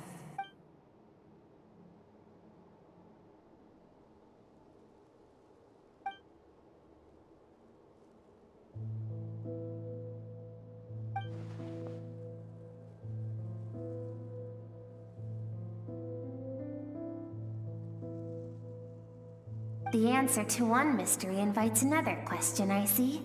Let's follow the river upstream. There among the cliffs, among the memories etched into her heart, lies the truth of it all.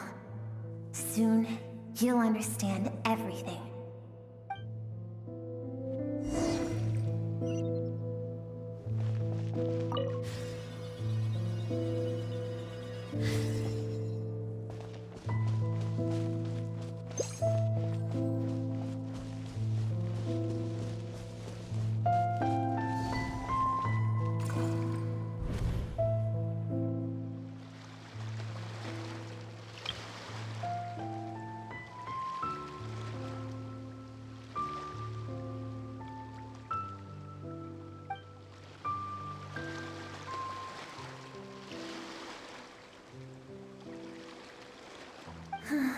I've always thought that, even when falling leaves don't come from the same tree, they can still form bonds of kinship when they meet. Like meteors. You both made a journey through the stars. Both travelers who have landed on a planet that is not your home. Yet, when she first noticed your presence, although she hesitated for a moment, she still chose to walk away, indifferent as ever.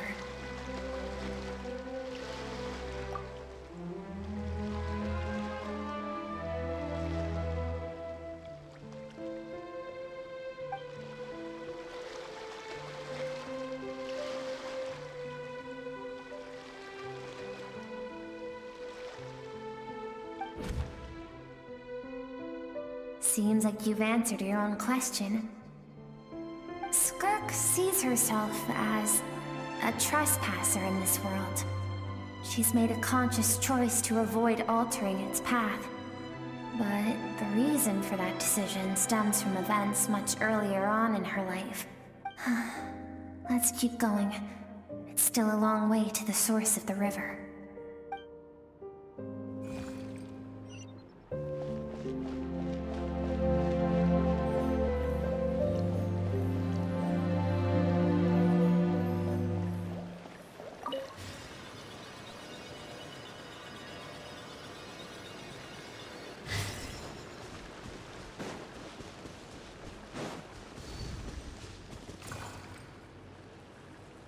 You now have what it takes to wield immense power. From this day forth, I shall teach you no more. No one can become a worthy warrior through imitation alone.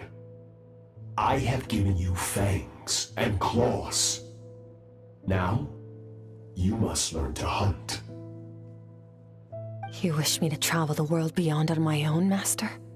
Indeed. Make new friends. Embark on your own journey. And piece together a new future from the shattered remnants of your past. We will still have contact through the abyss. But know this.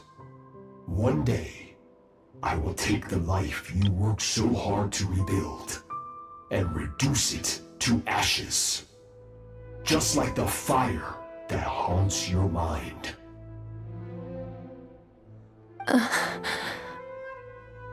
Why do you do that? I have told you before, fear is the catalyst for human evolution. You have tasted loss. You have known fear, so deep it can be felt in the bones. But as living beings, we all have an instinct to detach from that which harms us.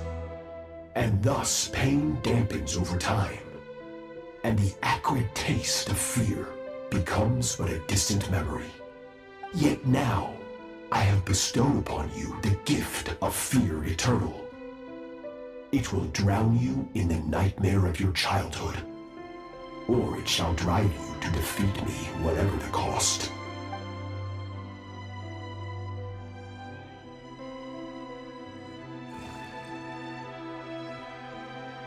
That is what Skirk's master, the foul Sertologi, looked like at one point in time. Of course, as a higher being, physical form is a triviality to him. He could appear as a beast, a human, or even a monster that defies description. The form you see him in here clad in abyssal armor, is the one he usually wears when traveling through the stars.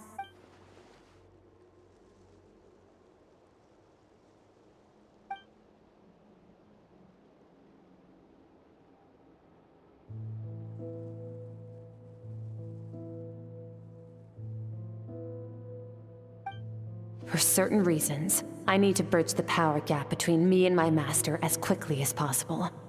But first, I need to understand the source of his strength. To do that, I need to follow in his footsteps, walk the path he once walked, and somewhere along the way, I'll find out how to defeat him.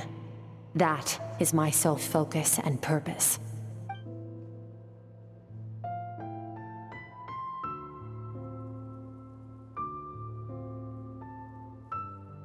I'll let you in on a little secret. The real Sirology is terrifying. The scope of his power is impossible to understand until you experience it firsthand. It is absolute. The power to crush all things. Shall we keep going? Let's see. We're about halfway there.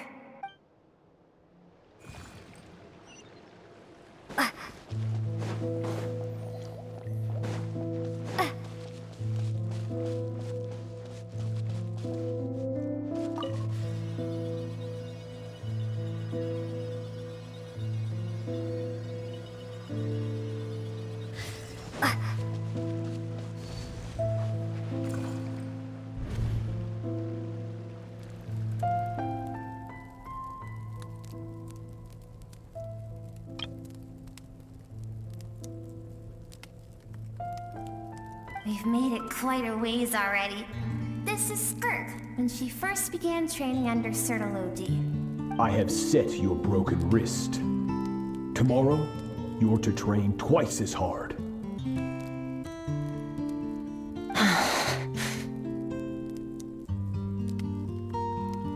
No tears this time. Good. Attempting to garner sympathy through tears is a habit of the weak. A pitiful, useless ploy. Can I ask a question, Master? Why did you save me?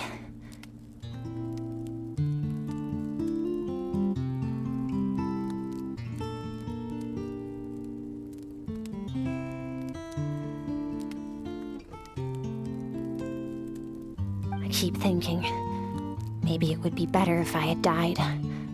I wouldn't be haunted by that fire all the time. I wouldn't have to go on like this. I saved you because I have a plan for you.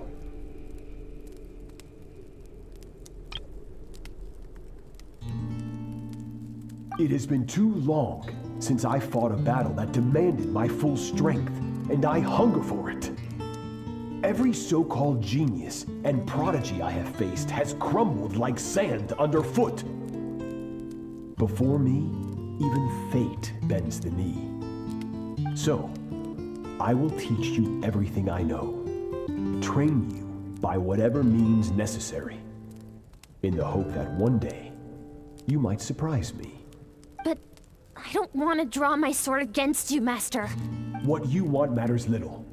Among the boundless sea of stars, the cries of the weak are but faint murmurs that disappear into the void. You of all people know that well. Yes, Master. From that day forward, all she knew was grueling training, emptiness, and fatigue. After some time, her talent bloomed, and she gained control over her emotions, like her master. How should I put it? It was not that human emotion disappeared from her heart, but that reason came to dictate all she was allowed to feel. I suppose it was at this point that she became the Skirk you know today.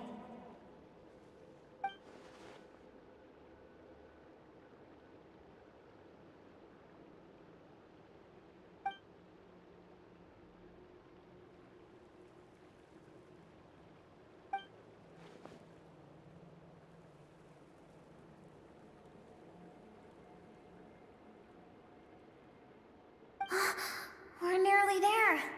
I almost don't want to reach the end. Well, shall we? This is the final stretch.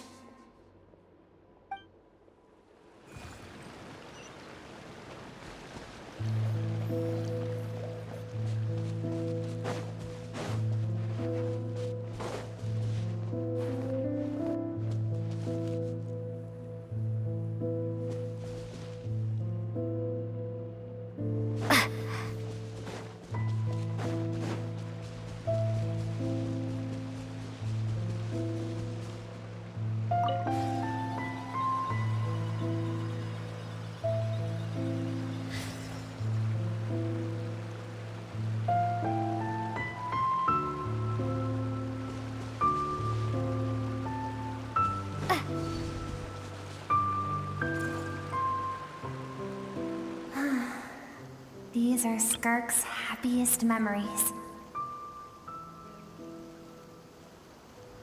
What a simple and carefree time it was. Wisps of clouds dotted the sky. The sun bathed everything in golden light. And when song filled the air, not even the shyest of flowers could resist swaying along. This is Skirk's homeland. She was so curious about everything as a child, always skipping school to go exploring instead. There was so much to discover. The treasures at the bottom of the sea, the secrets beyond the stars, and that merchant ship packed with adults wearing those strange clothes. Yes, the ship. That was the beginning of the end.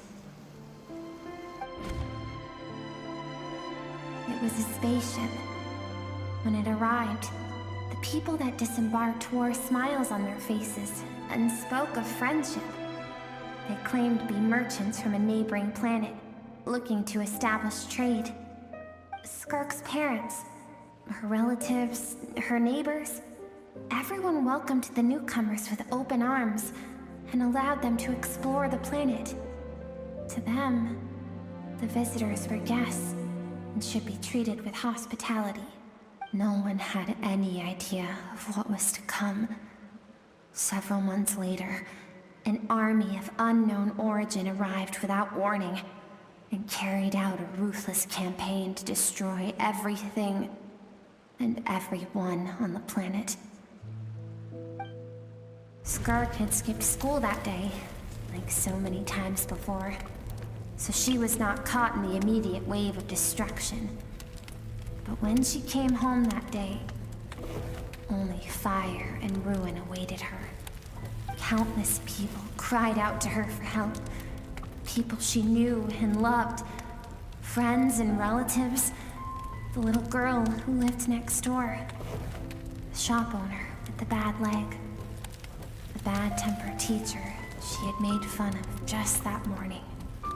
Their lives were discarded like worthless trash as the fire consumed one life after another. Skirk was helpless. All she could do was run. And so she did. She kept running until an unexpected figure crossed her path. If Sertology hadn't been there in that moment, the fire would have claimed her life too. And there she would have remained, because she and her people were seen as a threat. As the initial merchant ship explored the planet, they discovered that it hadn't always had the condition to support life. Yet there was evidence of human activity, even during the periods of extreme heat or cold in the past.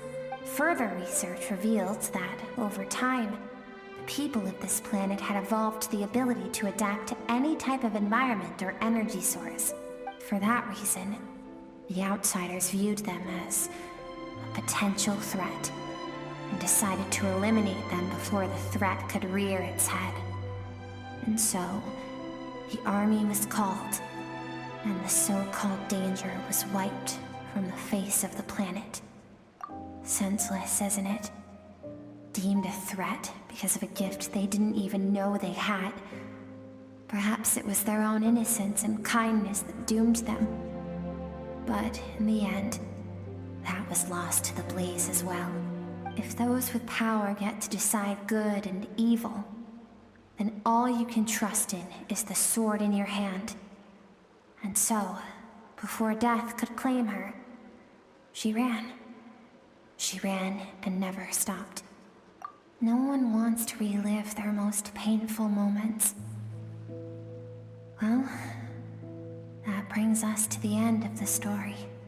Skirk is waiting over there. For both of us. Let's go to her. It's time to fulfill my purpose. And my greatest wish over all these years.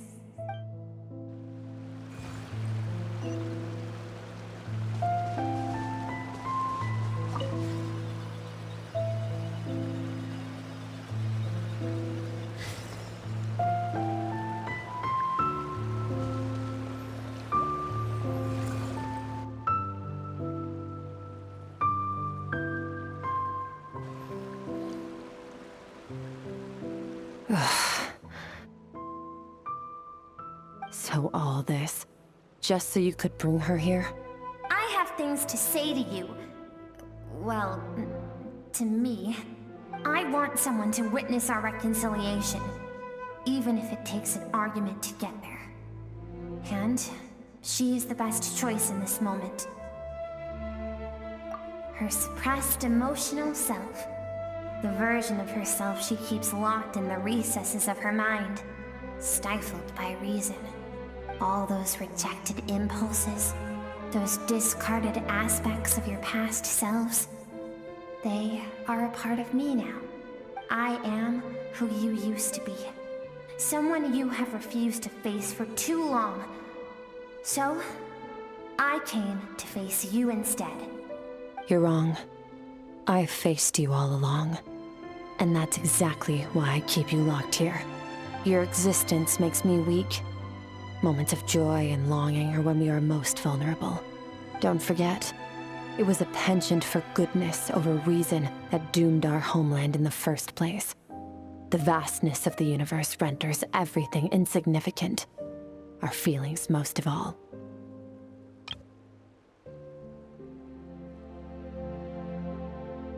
Even so, learning from the mistakes of the past doesn't have to mean erasing everything.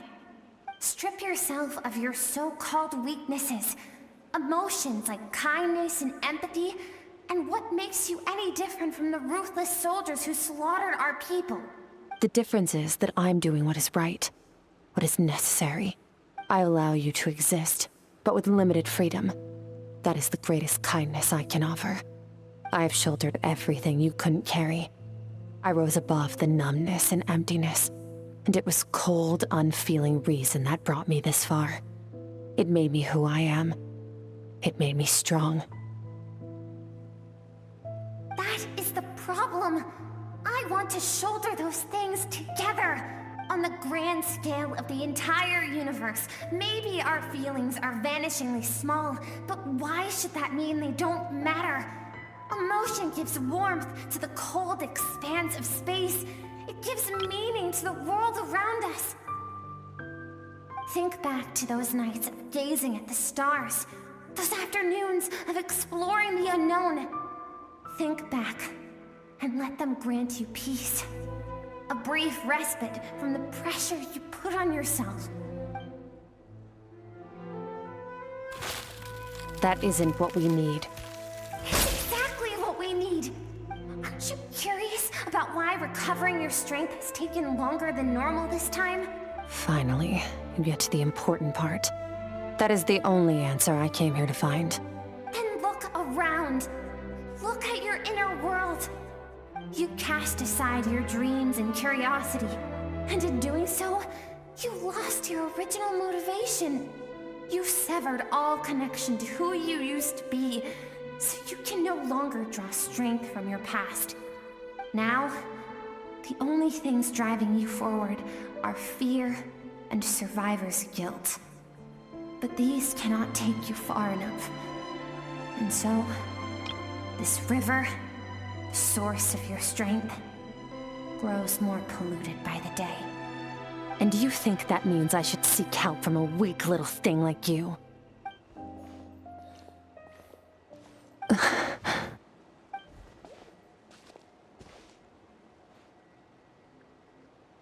Thank you for saying that. I knew bringing you here would be the right choice. To be honest, I'm not here to argue with you. This isn't about who's right or wrong. And in fact, I agree that in order to make it through the wake of that tragedy, we had to distance ourselves from the pain through reason over emotion. But what is right at one point in time isn't always right forever. I know you will never forget that fire. I know the fact that you were the sole survivor fills you with guilt. And I know that among the voices that haunt you, mine is there too. Because deep down, you know that you didn't turn out to be the person you wanted to be. All those unfulfilled hopes are like knives to the heart. And I don't want you to hurt anymore. So even if you can't accept me, I hope, at least, that you can let go. I keep thinking, maybe it would be better if I had died. I wouldn't be haunted by that fire all the time. I wouldn't have to go on like this.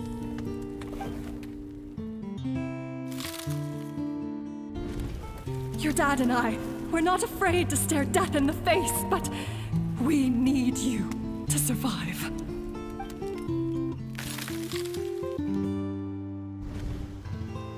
I'm sick of being a kid. There's so many amazing things out there, and I'm ready to see them all.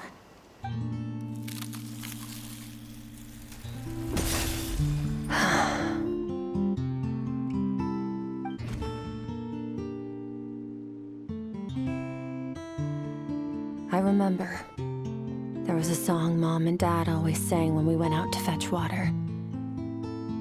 Dancing water. The sand along your path is begging for your song and movement. Will you carry this burden with you on your journey? I am not the dancing water, and you are not the burdensome sand. But if this is your wish, then I will carry you with me until the end.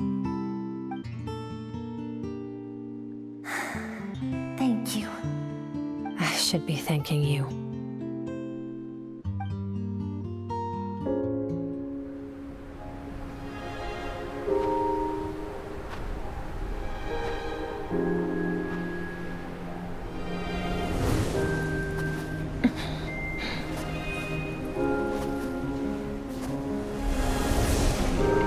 Run, Skirk, run! Remember, leave no one alive! Heed my words, Skirk. Let fear take root in your soul. Did you survive? Why was it only you? Skirk, did you become a positive light in this world?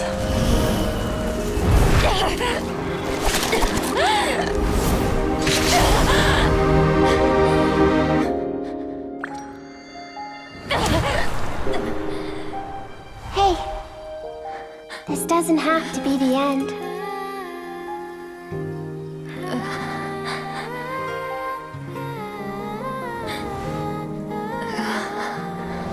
Life is a gift. Don't let darkness claim it.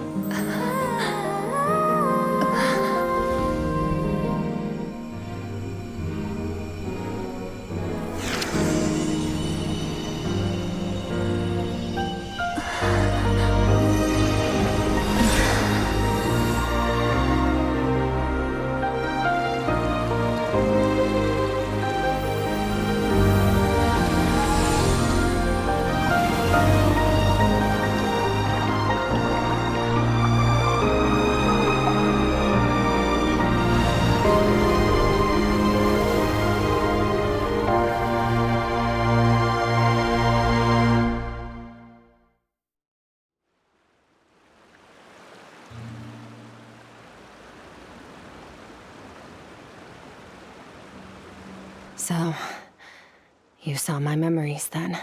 I once asked my master if survival of the strongest was the law of the universe. He said no. But in a world without order, those with no moral boundaries tend to be the ones who survive. That's why, after hearing his answer, an idea came to mind. An idea that, one day, I would create a new world order. One in which there would never be another tragedy like that fire. One in which power was not the law of the land. But that means I must defeat him. Because my master, Sirologi, is, at the core, a defier of all rules and order. Yes, and not just because of the gap in our abilities, but also because I have no reason to see him as an enemy. Although his decision to train me was not made out of kindness, he did everything a master should. He saved my life, taught me the sword and the principles of strength.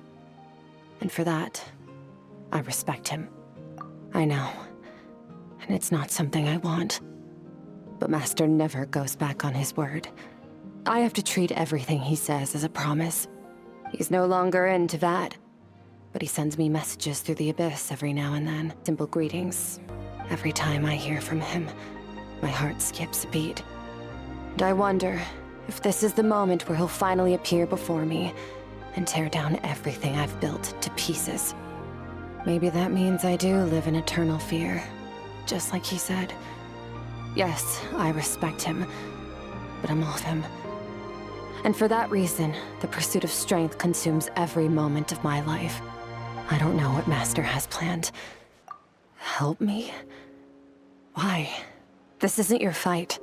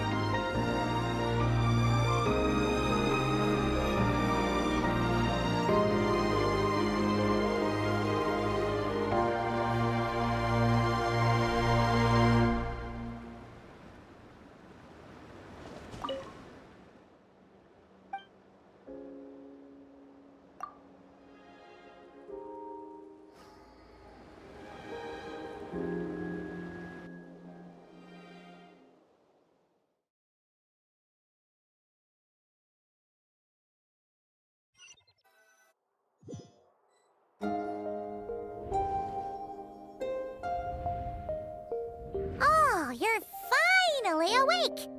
Honestly, Paimon was gone for like 2 seconds and then she comes back and finds you both unconscious? You scared Paimon half to death! You're both okay, right? What does it look like?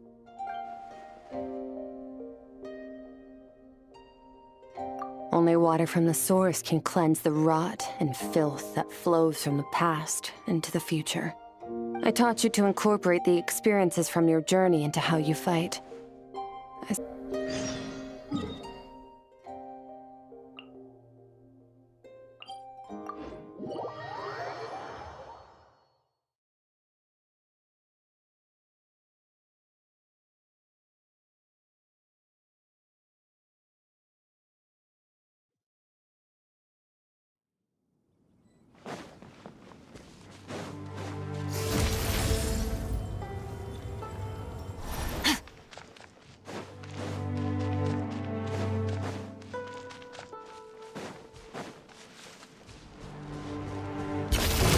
Never star goes out!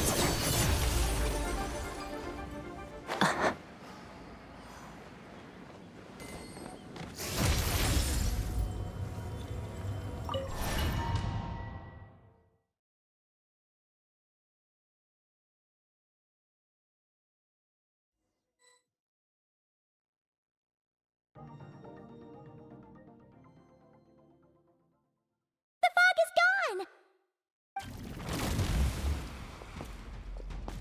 Wait, isn't that the form the all-devouring narwhal changed into? How come he knows that, too? Really? So, you're telling Paimon that giant whale and this guy can both turn into the fowl? How does that work? It's a subconscious instinct. Any intelligent being who longs for his level of strength is bound to mimic his appearance. It's a natural response after encountering someone as powerful as Master. To them, he represents ultimate power. We know the person before us has encountered Master, and we know he stole a portion of my power. So it's not surprising that he would assume this form. Okay. Oh, the closer Paimon looks, the more intimidating it gets. Nervalette isn't here this time, so it's up to us. He won't have the nerve to steal again after we're done with him. Let's teach this guy a lesson.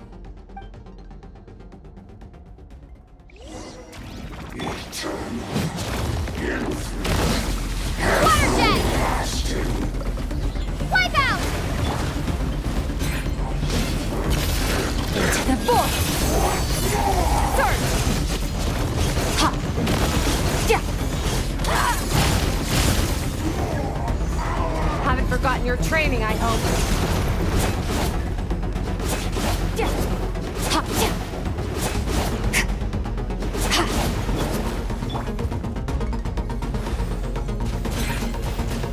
Water jet! Extinguish! Yeah! Yeah! Yeah! Ha! Yeah! Yeah! Ha!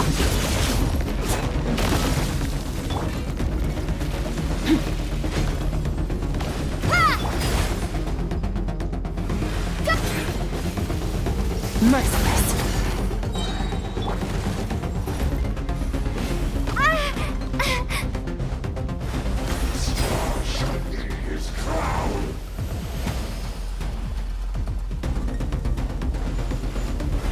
Water jet!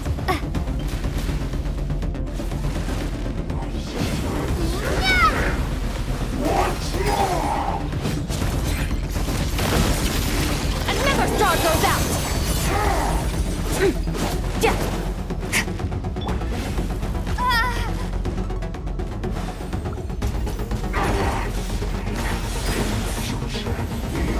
This world.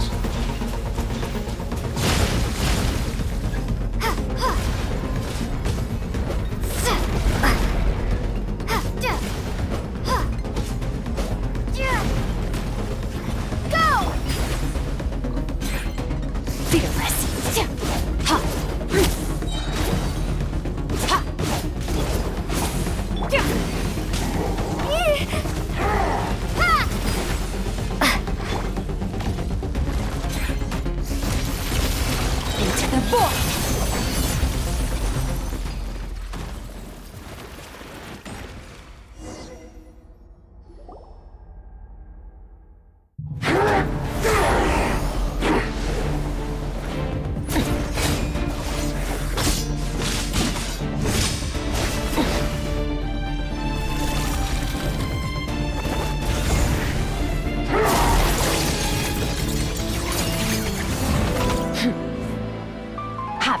of my power.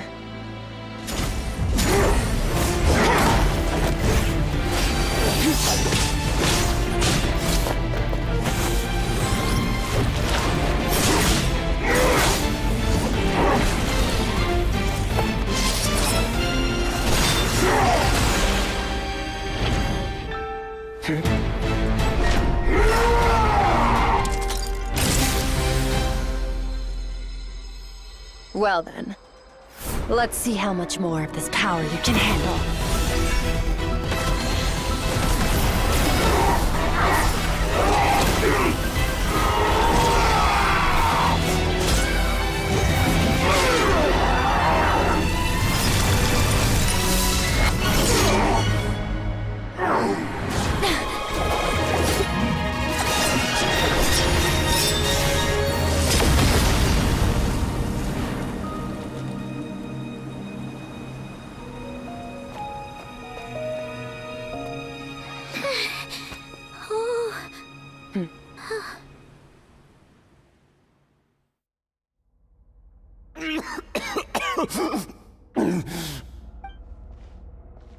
Well, have you come to your senses? You saw that my body was at its limit. So, you deliberately channeled your power into me, knowing that it would destroy my shell from within. Such power, such keen battle instincts. So you must be... Skirk, Sertologi's disciple.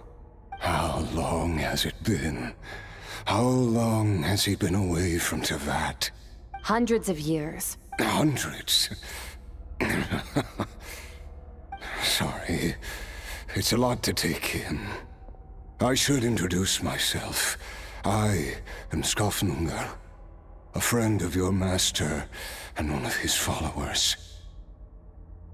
This is the first time I've heard your name, Skirk. But hundreds of years ago, I knew you existed. And I knew you would come here. Hundreds of years ago? Sounds like you and Master have quite the history. Care to tell us about it? Of course. Might as well take advantage of a clear head while I can. The story starts a long, long time ago. I was born into a noble family in Conria. As the eldest son, I was set to inherit our title. But I contracted an incurable illness as a child, and everyone gave up on me. I trained the sword harder than anyone else, defeated all of my peers. But it was all in vain. When other people looked at me, all I saw in their eyes was pity, or a strange glee in my misfortune. Even my parents were just waiting for me to die.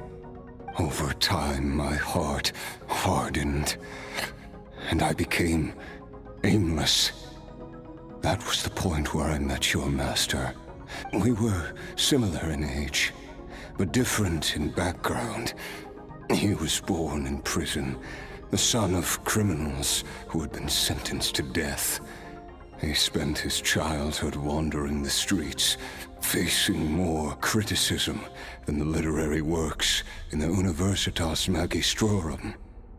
Yet, he always wore a smile on his face, as if kindness and malice were one and the same, and he could not see the difference. I still remember what he said to me when we first met. You need to fight to survive. Even if it's a losing battle, it should light a fire under you. How can you sit back like this and go down without a fight? That does sound like something he would say. He was the first to acknowledge that I was worth something, and he inspired me to keep going. When we sparred together, it was the first time I'd actually felt the thrill of combat. When I was 10, he stole forbidden research materials and managed to cure my illness. It was like there was nothing in this world he couldn't accomplish. But somewhere along the way, I fell behind. My talents were nothing compared to his. And at some point, I realized he had pulled so far ahead, I was too embarrassed to even ask him to spar. After his grand endeavor was successful, he sought me out and said to me, "This planet no longer holds anything of interest to me, so I'm leaving. But first, I have an offer. I can use a power I have just refined to break the curse of immortality for you. Your death was once what we worked so hard to prevent. But the immortality you now face is a different kind of pain altogether." I'll pass. Immortality doesn't sound so bad to me. Since I can't die, it means I have an infinite amount of time to get stronger. Maybe I'll finally catch up to you one day, and we can spar like we used to. Are you sure? I cannot say when I will return. Your body, or rather, your soul, might not be able to withstand this curse. All I can do is try. After all, a wise man once told me, people need to fight for their own survival. Wise indeed. Nevertheless, if you grow weary of the pain of immortality, and wish to experience a good sparring match before you wither away, seek out my disciple. Disciple? Never thought I'd hear that word coming from you. Nor I. But Vedifenir said I was destined to find a disciple out there in the universe, and bring her to Tibet. You know as well as I, Vedifenir's prophecies are never wrong. Well, now I'm curious about who this disciple of yours will be. All Vedifenir said was that one day, the stars shall bow in her honor. Sounds pretty impressive. Of course. Only the most outstanding people would have the right to become my disciple. Still self-assured as ever, I see. But you're not wrong. I'll be leaving then. Oh, and if you were serious about getting stronger, I left you a little gift in the primordial sea. As I've said before, walk whatever path you want. Freedom means even the wicked get to make their own choices. Waiting for me in the primordial sea was the all-devouring narwhal, already beaten into submission by Sertologi. In its weakened state, I was able to cut off part of its flesh and sew it into my own heart. Your heart? That sounds like torture! How did you even survive that? Because, of course, I bear the curse of immortality. So, you used the curse to turn yourself into a vessel for power. Even with that whale's ability, devouring power like that is not something the human body can withstand. With your body and soul constantly at the breaking point, it was the curse of immortality that sustained you.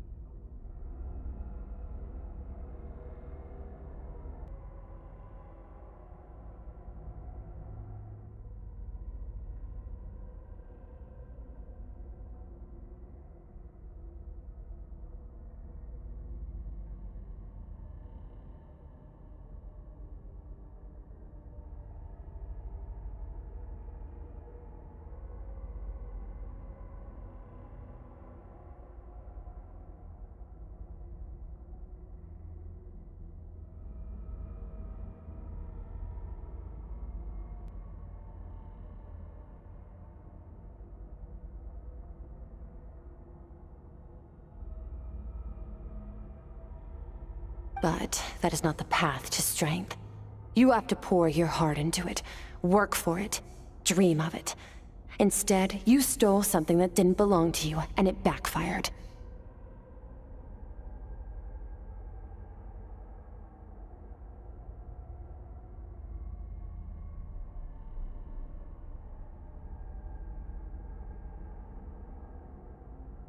You're right. I should have known better, but I had already pushed myself to my limits, and he was still miles ahead of me. So I had to take a leap of faith. I miss your master. I miss the days when we were all together, troublemakers without a home. I don't regret the choice I made. But if you'll allow it, I do want to apologize. To both of you. After the beating we just gave you, I think we can call it even. You're an interesting one as well. Sertologi's disciple. That's a lot to live up to. It can't have been an easy experience. I know what he's like. He rules with an iron fist, using despair and fear to force you to catch up to him, all the while standing ever out of reach. We're like mountain climbers in the dark, never knowing how much higher we have to climb, or when we will see the sun again. True. But I made up my mind long ago. No matter how dark it gets, I will not give in to despair.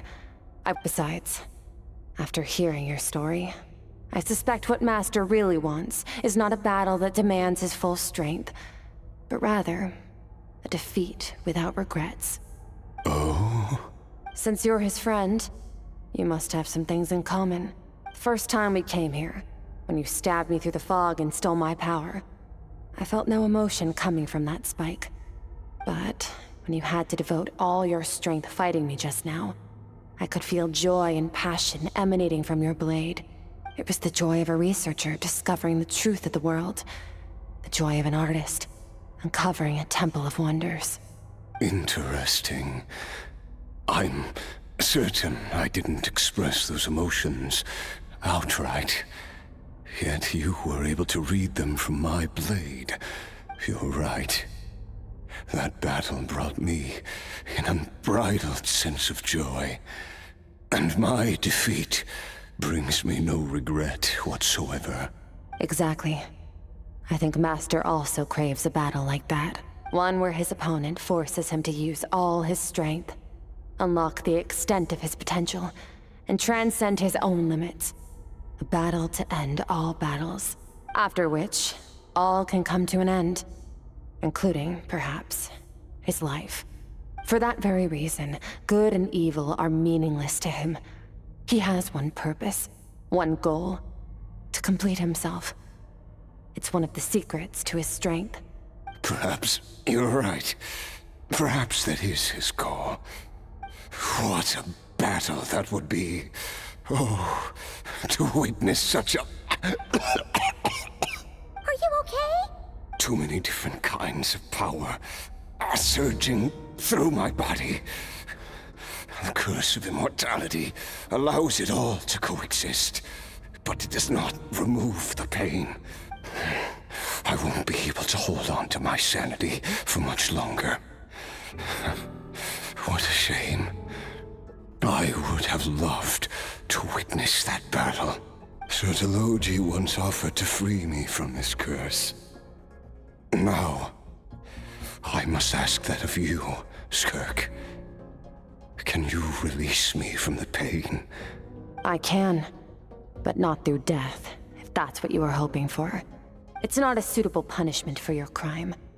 As an alternative, I can take your consciousness, along with all the power you've consumed, and smash it to pieces. The impurities will dissipate, and under the curse of immortality, your mind and body will regenerate. When that process is complete, you will be back to who you were before, No longer tortured by powers you can't control, but it will be a time-consuming and painful process. The decision is yours to make. I accept. And who knows? Perhaps I'll wake up in time to witness your great battle with Surtologi. I have faith that you'll be able to stand against him one day. Though I know it'll be a long and arduous road if we are climbers in the dark. It appears the dawn has finally broken for me. But your ascent continues. At least, it looks like you are not alone on your journey. I will reach the top of this mountain, no matter what it takes. And you, Skofnunger, will be my witness at the end of all things. Whew, that's finally over. Let's get out of here. Huh! At least we don't have to make a mad dash for the exit like last time.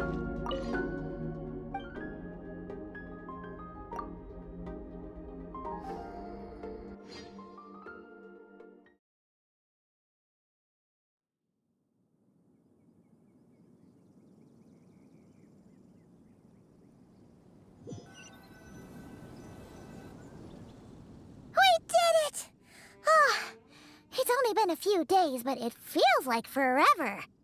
Once again, we've proved there's nothing we can't overcome. We're just that awesome.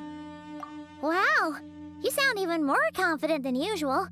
Guess you really have become stronger. Today sure went by fast. It's night already. Oh wait, that reminds Paimon. The stars you mentioned, the ones that died out, are they back now? Yes. The power Skofnunger stole has been returned. So, the stars have regained their light. Great! Huh, it's crazy that you even noticed their light was gone. There are so many stars in the sky. If a few disappeared, Paimon definitely wouldn't be able to tell.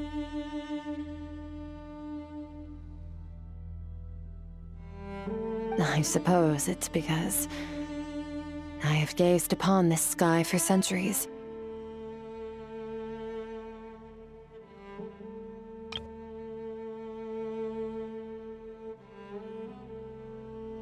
The false stars, hanging in the meticulously planned sky, glittering with rotten light.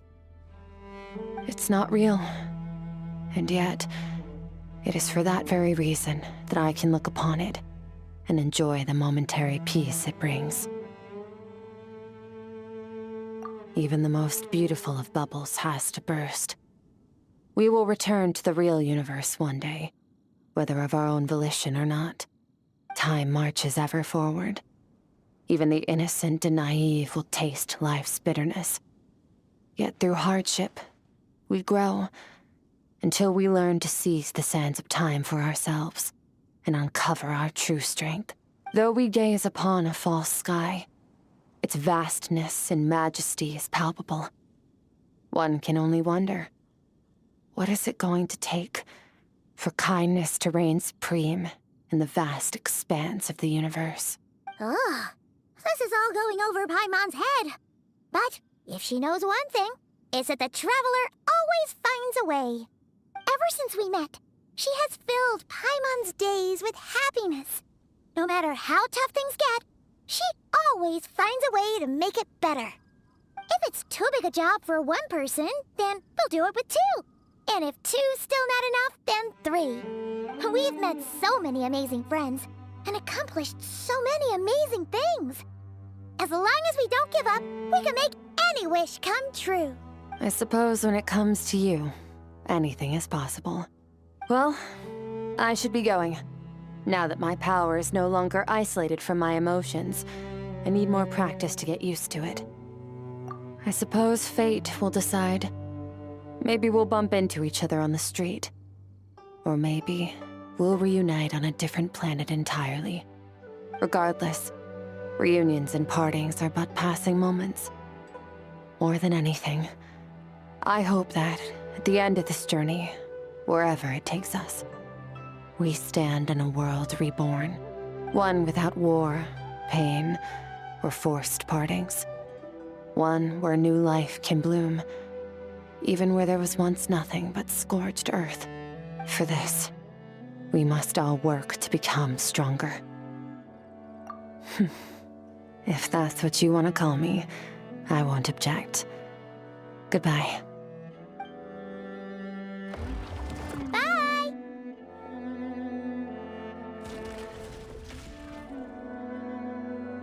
Is it just Paimon, or is she being nicer than before?